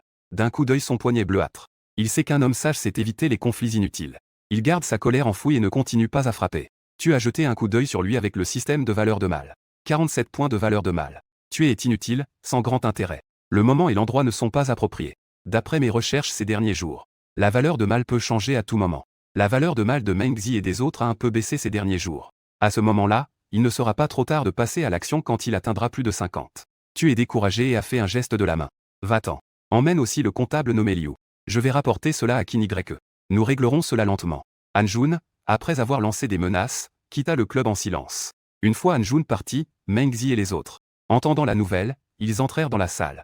Après avoir compris les événements, tous avaient des visages inquiets. Zhu Laoliu était inquiet. Chef, si Kinigreque te qualifie d'insubordination, il pourrait même imposer le châtiment corporel. Xiao Kui déclara avec défi. C'est à cause de moi que cela s'est produit. À ce moment-là, je prendrai la punition pour Fan Zheng. Tu as l'air indifférent. Qu'il en soit ainsi. Nous avons raison. S'il veut jouer dur, je partirai simplement du Liuo Bank. Je créerai un nouveau gang, c'est tout. Le lendemain, au siège du Liuo Bank, Qin Li était assis avec assurance dans le fauteuil du président de la salle de réunion. Han-Jun et un autre jeune homme se tenaient de chaque côté de lui. Kinigreque. Voici la situation. Fan Zheng manque de respect envers ses supérieurs. Selon les règles de la bande, il devrait recevoir le châtiment corporel. Qin Li ne répondit pas immédiatement. En fait, il est assez intéressé par sa blessure. Lève la main. Han-Jun retrouve sa manche puis soulève sa main droite blessée avec sa main gauche. Rien qu'un seul mouvement le fait grimacer de douleur. Qin Li regarde attentivement. On voit que 3 marques de doigts sur son poignet sont déjà noires et violettes. La blessure semble en effet plutôt grave. Tu veux dire que Fan Zheng t'a pincé comme ça avec 3 doigts? C'est exact. Han-Jun dit avec haine. Va d'abord à l'hôpital pour faire examiner ta blessure. Je m'occuperai de la situation. Kinigreque prend congé. Han-Jun se lève et s'en va, puis la voix de Qin Li se fait entendre derrière lui. Prends une radiographie. Vérifie s'il y a des dommages aux os. Han-Jun a un mauvais pressentiment. Il réalise que Qin Li ne se préoccupe pas nécessairement de sa blessure. Il se pourrait qu'il s'agisse plutôt d'une tentative d'évaluer la force de l'autre. Mais ce type n'était clairement pas bon en combat auparavant. Han-Jun est complètement perplexe.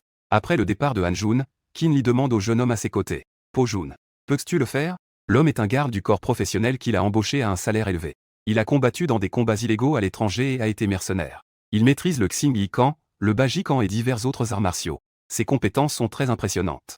Po-Jun réfléchit un instant puis dit avec confiance. Je peux. Mais un homme ordinaire ne le pourrait pas. Qin Li éclata de rire. Je ne pouvais pas imaginer que notre gang du feu cachait un tel dragon caché. Puis il changea de sujet et demanda. Est-il possible que ce soit lié à l'affaire du gang des serpents de la veille? Impossible. On dit que l'affaire du gang des serpents est l'œuvre d'un surhomme. Si Fan Zheng avait cette force, il ne se contenterait pas de cela. D'être juste un petit gestionnaire au sein du gang du feu. Après avoir entendu cela, Qin Li réfléchit un moment et dit. Dans quelques jours, tu rejoindras le gang et ouvriras un hall de parfum. Pour tester ses véritables compétences. La nuit est tombée. À ce moment-là, à l'intérieur du Diao Usuo, tu es sorti faire un tour et viens juste de rentrer. Tu entends une groupe de techniciens discuter à voix haute. Quel enfant si sage. À son si jeune âge, pourquoi a-t-il décidé de sauter du bâtiment? Qui a sauté? Tu demandes avec curiosité. Un technicien nommé Xiaoman a dit. Xiao est de la boutique d'articles de planification familiale Xingan a sauté. Elle est morte? Tu écarquilles les yeux et demandes rapidement. Non, elle n'est pas morte. Elle a sauté du 3e étage. Elle est à l'hôpital municipal. En entendant cela, tu pousses un soupir de soulagement. Tu te dépêches de sortir en courant. Quelques techniciens ainsi que Meng Zi te suivent. Vous y allez aussi? Tu te retournes et demandes. C'est celui du voisin d'un accent grave côté. Nous allons voir s'il y a besoin d'aide. Hongji prend la parole. D'accord. Meng Zi et Hongji montent dans ma voiture. Vous prenez la voiture de Lao Liu. Attendez-moi un moment. Je vais d'abord prendre quelque chose au bureau. Tu enregistres des informations sur l'ordinateur avant de sortir avec tout le monde. Pendant ce temps, dans le service orthopédique de l'hôpital municipal de King, Xiaoxi est déjà réveillé. Les yeux en larmes, il regarde plusieurs adultes dont les bouches bougent sans cesse. Eria ne put s'empêcher de soupirer. Mon enfant, pourquoi es-tu si stupide? Mes camarades disent que je suis un voleur. Le professeur Wang veut que je fasse une autocritique devant toute l'école. Elle a même dit qu'elle allait appeler la police pour m'arrêter. Elle a aussi dit que j'étais une gamine sauvage sans père. N'est-ce pas dire qu'il faut lui donner de l'argent? Mais cette vieille femme ne s'arrête pas, hein? Elle se défoule sur un enfant. Xiao Mei, avec un visage indigné, dit. L'argent n'est pas encore entre mes mains. C'est une pression intentionnelle. Fanji ne peut pas avoir d'enfant. Elle considère Xiao comme sa filleule. Après avoir compris ce qui s'était passé, elle est aussi très en colère. À ce moment-là, le médecin en charge, Wu, entra en tenant des images de CT. Il dit d'un ton lourd. La situation n'est pas très optimiste. Les os et tissus mous de la jambe droite du patient sont gravement endommagés. Une opération doit être réalisée immédiatement pour réparer. Si la tête fémorale se nécrose, cela deviendra problématique. Si on opère tout de suite, il y a 60% de chances qu'il se rétablisse. Zhang Ji, effrayée, demanda en trébuchant. Et si elle ne pouvait pas se rétablir? Le docteur Wu jeta un coup d'œil à sa jambe et poussa un soupir. Comme toi. À ces mots, Zhang Ji trembla tout entière. Docteur. Combien cela va-t-il coûter? Les frais d'opération et de réhabilitation. Cela coûtera environ 60 000 yuan. En entendant ce chiffre, Zhang Ji faillit s'effondrer au sol. L'année dernière, elle a utilisé son indemnisation pour accident de travail. En vendant l'argent de la maison familiale pour acheter un logement dans un bon quartier scolaire. Elle a ouvert ce magasin mais n'a pas gagné d'argent. Même les 1200 yuan qu'elle avait préparés pour indemniser Wang et Fan aujourd'hui. C'est en vendant sa chaîne en or de mariage qu'elle a pu les rassembler. Comment pourrait-elle sortir 60 000 yuan en un instant? Xiao Ai demanda rapidement. Que dit l'école à ce sujet? Ils ne sont pas responsables? Zhang Ji secoua la tête.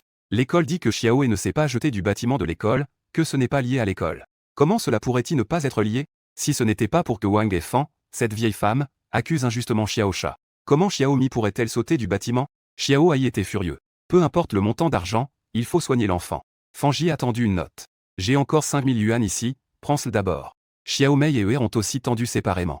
2 cartes bancaires de 2000 yuan. Laoma, le petit ami de Eer qui conduit un taxi, est également venu. C'est lui qui a conduit Xiao et quand elle a été blessée. Il était à côté, balbutiant, l'air un peu gêné. Je donne tout l'argent que je gagne à ma femme. Ici, il n'y a que 500 yuan. C'est de l'argent de poche que j'ai économisé pour acheter des cigarettes. Je te les donne tous. Puis il a sorti de sa poche une liasse d'argent, avec des billets de différentes coupures. Sans même compter, il l'a donné d'un seul coup à Zhang Ji. Zhang Ji n'a pas pris l'argent. Mais elle est sortie en boitant. J'apprécie votre bonne intention. Je rentre chez moi pour vendre la maison. Zhang Ji. Même en vendant la maison maintenant, il est trop tard. Eria cria derrière. Vendre à bas prix. Tant que cela suffit pour les frais d'opération. Zhang Ji dit fermement. Elle ne veut pas vraiment vendre la maison. Mais l'argent des autres est aussi un fruit de leur travail. Eria gagne 20 yuan par client. Laoma gagne 5 yuan par course. Comment pourrait-elle tendre la main pour cet argent? Maman. Je ne veux plus être soignée. Ne vends pas la maison, d'accord? Une voix faible de Xiao Dé vient du lit d'hôpital. En voyant cette scène, le docteur Wu ne put s'empêcher de soupirer. Dans ce monde, il n'y a qu'une seule maladie. C'est la maladie de la pauvreté. Les riches peuvent se permettre des injections de prolongation de vie coûtant des millions chaque jour. Mais les pauvres n'ont même pas des milliers de yuan pour acheter une jambe. Pourtant, il veut aider mais se sent impuissant. L'hôpital a ses propres règles. De plus, il y a des tragédies partout dans ce monde. Il ne peut pas aider beaucoup à lui seul. Il pouvait voir que ces personnes ne faisaient pas un travail honorable. Ce n'étaient pas des professions légitimes. Leurs conditions de vie n'étaient pas bonnes non plus. Cependant, leur solidarité en tant que membres des classes défavorisées. Cet esprit d'entraide, ça l'a vraiment touché. Le docteur Wu soupira et rappela. Plus l'opération sera rapide, mieux ce sera. Plus on attend, plus le taux de réussite diminue. Zhang Ji hocha la tête. Je comprends. Merci, docteur. Eria, aide-moi à surveiller Xiao Dé d'abord. Je rentre chez moi pour vendre la maison tout de suite.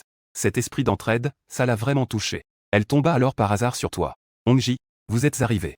Zhang Ji réussit à esquisser un sourire et salua. Sans hésiter, Hongji sortit de sa poche les 10 000 yuan qu'elle venait de retirer et les posa dans sa paume. D'habitude, je dépense sans compter. C'est tout ce que j'ai. Les autres sortirent également l'argent qu'ils venaient de retirer et le tendirent. De 3 à 5 000 pour les plus généreux, et de 7 à 800 pour les autres. Zhang Ji regarda les mains tendues devant elle. 2 larmes chaudes coulèrent le long de ses joues. Hongji, comme si elle voyait dans son cœur, plaisanta. Cet argent est pour les urgences, pas pour la pauvreté. De toute façon, tu as une maison dans le district scolaire, tu ne peux pas t'échapper. Mais cela dit, il ne faut pas être pressé de vendre la maison. Si tu es pressé, tu ne pourras pas obtenir un bon prix. Ensuite, tu as commencé à demander. Zhang Ji. Regarde combien il reste à payer. Zhang Ji prit l'argent de tout le monde. Elle additionna cela à son propre argent et fit le total. Cela fait un total de 38 000. Il reste encore un peu plus de 20 000 à payer. Je paierai le reste. Voici 30 000. Tu sortis 3 paquets d'argent de ton sac et les posa sur la table. Tu n'auras pas besoin de temps. Jang Ji secoua la tête à plusieurs reprises. On fera des ajustements si nécessaire. D'abord, va payer les frais. Tu agita la main pour presser. Jang Ji ne se précipita pas pour payer. Elle emprunta plutôt une feuille de papier et un stylo à une infirmière. Elle nota chaque montant emprunté sur le papier. Une fois que l'opération de Xiaoe fut terminée, je vendrai immédiatement la maison et vous rembourserai. Une fois les comptes terminés, Jang Ji s'est soudainement plié pour s'agenouiller. Tu as rapidement tendu la main pour l'arrêter. Tu n'as pas besoin de vendre ta maison. Cet argent sera couvert par quelqu'un plus tard. San Biao a également sorti 1500 yuan d'économie tout à l'heure. À ce moment-là, il se tenait à côté, rempli d'émotion. Peu importe à quel point ces gangs sont mauvais en temps normal. Mais à cet instant précis, il n'avait rien à dire. Tu t'es éloigné et as sorti ton téléphone de ta poche pour passer un appel. Directeur Shu. Pourquoi m'appelais-tu? Au bout du fil, une voix d'homme souriante a répondu. Une de vos professeurs, Wang Efan, accuse ma nièce de vol. Ma nièce est maintenant à l'hôpital après une tentative de suicide. Tu n'as pas besoin d'expliquer. Tu parles sans détour, sans aucune gêne. En entendant cela, Shu Yaoming est resté furieux. Appeler Fan est un moyen de donner du respect au Fire Gang. Je suis le principal d'une école primaire de renom. Quand est-ce que toi, un simple sous-fifre, as-tu l'occasion de te vanter? Mais il y réfléchit à nouveau. Tu es quand même dans ce milieu. Il vaut mieux ne pas offenser ouvertement.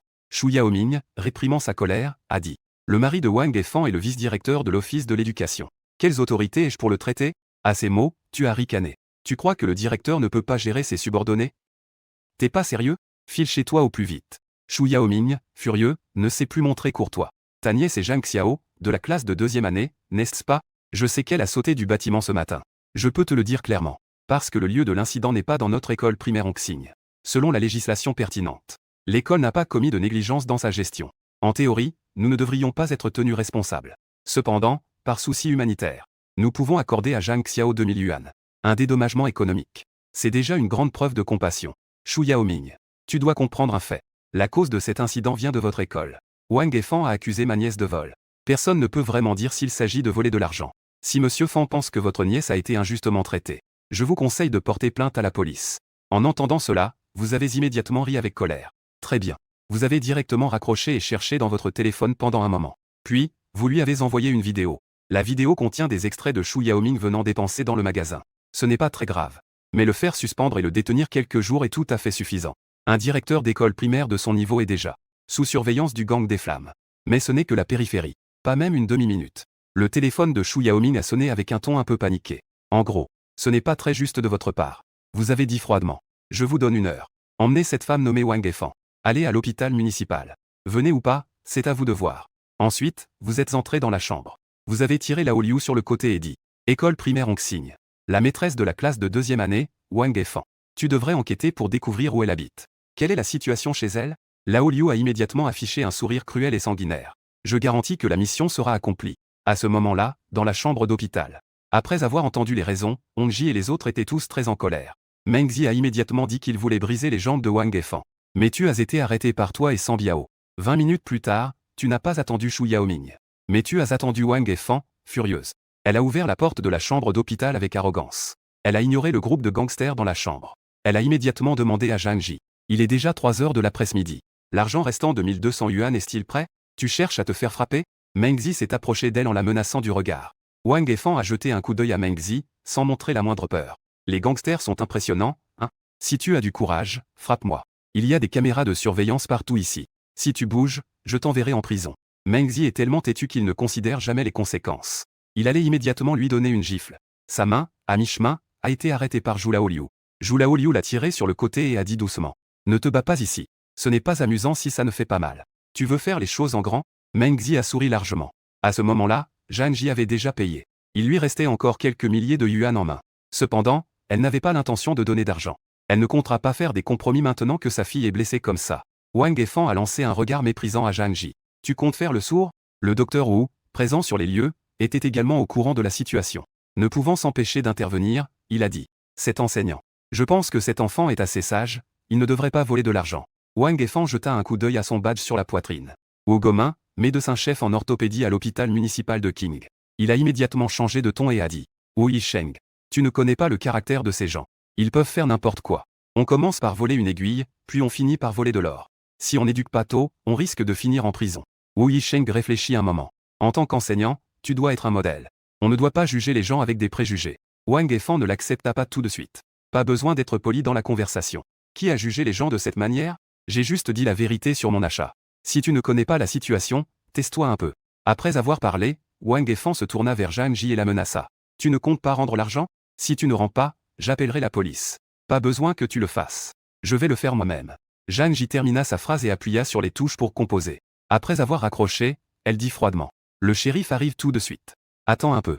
Wang Efan ne compte pas se laisser faire. On verra. 2 minutes passèrent. Les gens n'attendirent pas le shérif. Mais ils attendirent le directeur de l'école de Hongxing, Xu Yaoming. Avec le professeur de mathématiques Dejiang Xiaoe, Xu Hongqi. Xu Hongqi et Wang Efan sont dans le même bureau. C'est un autre impliqué dans cet incident. En entrant dans la chambre, Xu Hongqi avait le visage rougi de honte. Dès qu'il est entré, il s'est dirigé vers Zhang Ji et s'est incliné. Je suis désolé. À cause de notre négligence, avec Wang Efan. L'argent est tombé dans la fente du bureau et vient juste d'être retrouvé. Gaz. En entendant cela, le cœur de Wang Efan a fait un bond. Son visage est devenu instantanément très gêné. Après avoir terminé, Xu Hongqi s'est de nouveau dirigé vers le lit Dejiang Xiao. Il s'est également incliné devant le lit Dejiang Xiaoe. Xiaoe. À cause de l'inattention de l'enseignant, tu as été injustement accusé. L'enseignant te présente ses excuses. Tu n'es pas une voleuse. Tu es une bonne enfant. En entendant ces mots, Zhang Xiaoe s'est mise à pleurer sans pouvoir s'arrêter. Comme si elle voulait évacuer toutes les injustices subies ces derniers jours. Toute son détresse à travers les larmes. Va vite t'excuser. Xu Yaoming entraîna à contre-cœur Wang Efan jusqu'au chevet. Les deux n'avaient pas encore ouvert la bouche qu'ils furent interrompus par le docteur Wu. Sortez. Ne dérangez pas le patient. La voix du docteur Wu était froide et son expression était remplie de dégoût extrême. Tout le monde fut chassé dans le couloir par le docteur Wu. Les gens de l'école primaire Hongxing de Hershao demandèrent en revenant. Parlez. Comment gérer cette affaire? Xu Yaoming regarda Zhang Ji et dit après réflexion. La responsabilité de cette affaire incombe à notre enseignant. Ainsi, l'école primaire Hongxing est prête à assumer tous les frais liés à l'hospitalisation de l'étudiante Xiaoe. En même temps, il a été décidé de suspendre Wang Efan. Je ne sais pas si ce résultat vous satisfait? Pas satisfait. Pensez-vous qu'une simple suspension puisse résoudre le problème?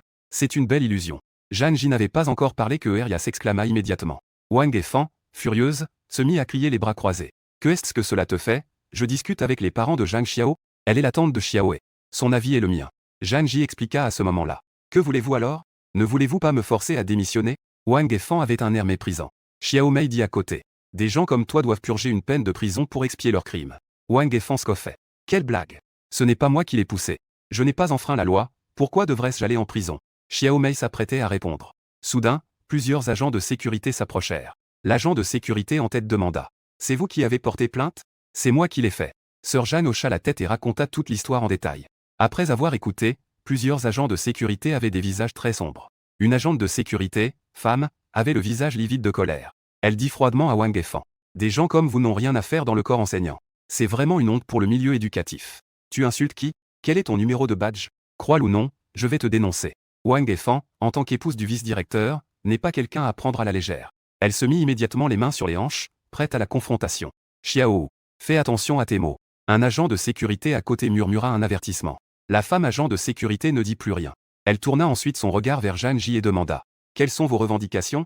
Je veux demander si elle doit aller en prison dans cette situation. Eria demanda en remplacement de Zhang Ji. La femme agent de sécurité échangea un regard avec son collègue. Elle secoua la tête avec un regard désespéré. Puis, elle quitta les lieux. Ils ne peuvent pas sanctionner Wang Efan. Ils ne peuvent que le condamner moralement. Wang Efan, victorieuse, ressemblait à un coq triomphant. Juste au moment où elle voulait s'exprimer, ta remarque a éteint son enthousiasme. Tu n'as pas l'intention de rendre ces 300 yuan? Qui a besoin de ton argent? Wang Efan claqua les 300 yuan. Zhang Ji se retourne et s'apprête à partir. Juste à ce moment, Xiao Mei ne peut s'empêcher de crier. Ces femmes n'ont vraiment pas honte. Tu traites qui comme ça? Wang Efan a riposté sans se laisser intimider. Eria murmura à l'oreille de Xiao Mei. Insulter comme ça n'a aucun impact. Regarde ça. Elle s'approcha de Wang Efan. Elle a directement dit tête grosse et oreilles énormes. Après avoir parlé, elle fit demi-tour rapidement. Soudain, l'air à l'hôpital devint inexplicablement lourd. Tous les sons semblaient avoir disparu. Il ne restait plus que le souffle lourd de Wang Efan, résonnant dans le silence. Une femme de 40 ans. Si tu l'insultes de salope, elle ne sera peut-être pas en colère. Si tu l'appelles une séductrice, elle te complimentera en disant que tu as vraiment du discernement. Mais si tu insultes une femme qui est déjà obèse en lui disant qu'elle a une grosse tête et de grandes oreilles, la plupart des femmes perdent leur calme et se battent avec toi. Dans le couloir, le visage de Wang Efan était terriblement sombre. Elle s'est précipitée vers Eria en faisant 2 pas pour 3. Elle a levé la main comme si elle allait la frapper. En chemin, à mi-course, elle est soudainement tombée au sol dans un grand fracas. Zhu Laoliu a retiré son pied. Il a discrètement enlevé la poussière de son pied. Xu Yaoming était extrêmement désarmé par cette scène chaotique. Il t'a tiré sur le côté et a dit. Chef Fan. C'est déjà le meilleur résultat que je peux obtenir dans cette situation. Je n'ai vraiment pas d'autre solution. Bien que Wang Efan soit une personne difficile. Son mari est le vice-directeur du bureau de l'éducation, Nidagan. Elle peut choisir n'importe quelle école primaire ou secondaire de la ville. Même si je la renvoyais, ça ne servirait à rien. Tu sais aussi quelles sont ses difficultés. Il a murmuré. D'abord, occupe-toi des frais d'hospitalisation de l'enfant. Nous parlerons des autres choses plus tard. Shu Yaoming a immédiatement tapé sur sa poitrine en disant « Compte sur moi. En plus des frais médicaux, je vais également donner 20 000 yuan pour dommages et intérêts. De plus, Shu Hongqi est également celui que j'ai amené. Sinon, s'il communique avec Wang Efan, Wang Efan va sûrement lui demander de garder cette affaire secrète. Ainsi, l'injustice faite à Xiao ne pourra jamais être réparée. Tu as bien géré cette affaire. Je te donnerai la vidéo tout à l'heure. Merci, Fan Zeng. » Shu Yaoming était hautain puis subitement respectueux. Bien que ce soit à cause de la vidéo, cela peut être considéré comme une bonne action. Sans ce maillon clé, l'injustice envers Xiao ne pourra pas être effacée. Wang Efan se releva et balaya du regard l'assemblée. Elle ouvrit la bouche pour menacer. Qui a délibérément tendu le pied pour me faire trébucher tout à l'heure? Je vais faire vérifier les caméras de surveillance pour le retrouver et l'envoyer en prison. Les caméras de surveillance sont en panne, dit la belle infirmière à côté. Tu mens. Comment les caméras de l'hôpital pourraient-elles être en panne? Wang Efan la fixa avec des yeux brillants de colère. Tu n'es pas un agent de sécurité. Tu dis que tu veux vérifier les caméras de surveillance, mais l'hôpital est-il ta propriété? L'infirmière n'en avait rien à faire. Je veux porter plainte contre toi. Wang Efan a dit avec colère. Vas-y, dépêche-toi d'y aller. L'infirmière agita la main avec un air désinvolte. Son père est le vice-doyen, elle n'a pas peur du tout. Wang Efan a serré les poings, le visage plein de haine. Elle pense que ces gens s'unissent pour l'intimider. Elle se sent à la fois lésée et en colère. À ce moment-là, Zhu Laoliu s'est approché de Wang Efan, le torse largement ouvert. Il l'a regardé d'un air dominant. Vieille baleine. C'est moi qui l'ai fait. Que est-ce qui se passe? Elle jeta un coup d'œil au tatouage sur le torse de Zhu Laoliu. Wang Efan ne continua pas à parler. Elle est intelligente. Les gens intelligents évitent les conflits inutiles.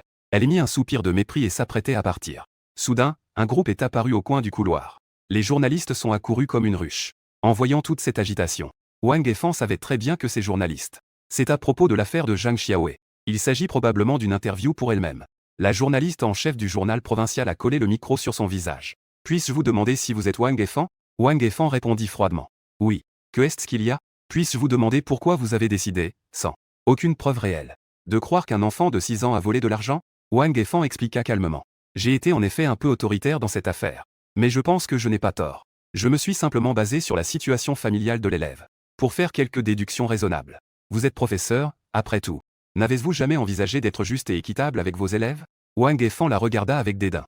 Ne tentez pas de me manipuler. Je suis un professeur, mais je suis aussi un être humain.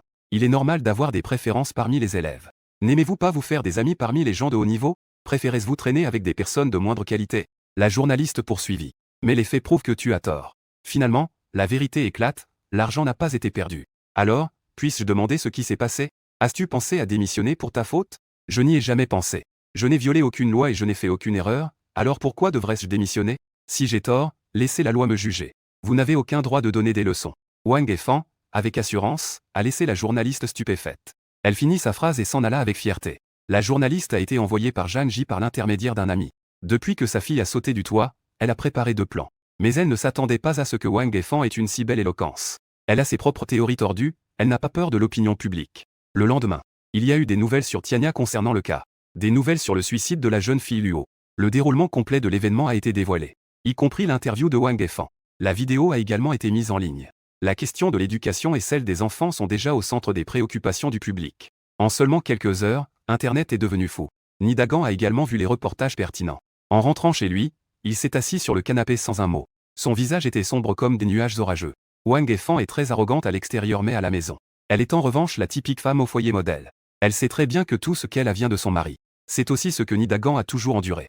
Une partie de la raison pour laquelle la grosse femme n'a pas divorcé. Nidagan regardait la table pleine de plats mais n'avait pas envie de manger. Sa femme est déjà arrogante et domine à l'extérieur. Cela a impacté sa carrière. C'est une des choses qu'il ne peut pas tolérer. Dagan. J'ai tort. Wang Efan a réalisé que son mari n'allait pas bien et s'est empressé de s'excuser. Sais-tu où tu as tort? Nidagan a lâché un grognement, avec un sourire qui ne touchait pas ses yeux, et a demandé. Je ne devrais pas présumer à tort que Zhang Xiao le a volé de l'argent. Cela a conduit à ce qu'elle saute du bâtiment et trouve un moyen de la compromettre. Nidagan secoua la tête. Cela n'est qu'une cause, ce n'est pas le point principal. Wang Efan réfléchit un instant puis dit. Je n'aurais pas dû accepter l'interview des journalistes, ce qui a conduit à une fermentation supplémentaire de l'opinion publique.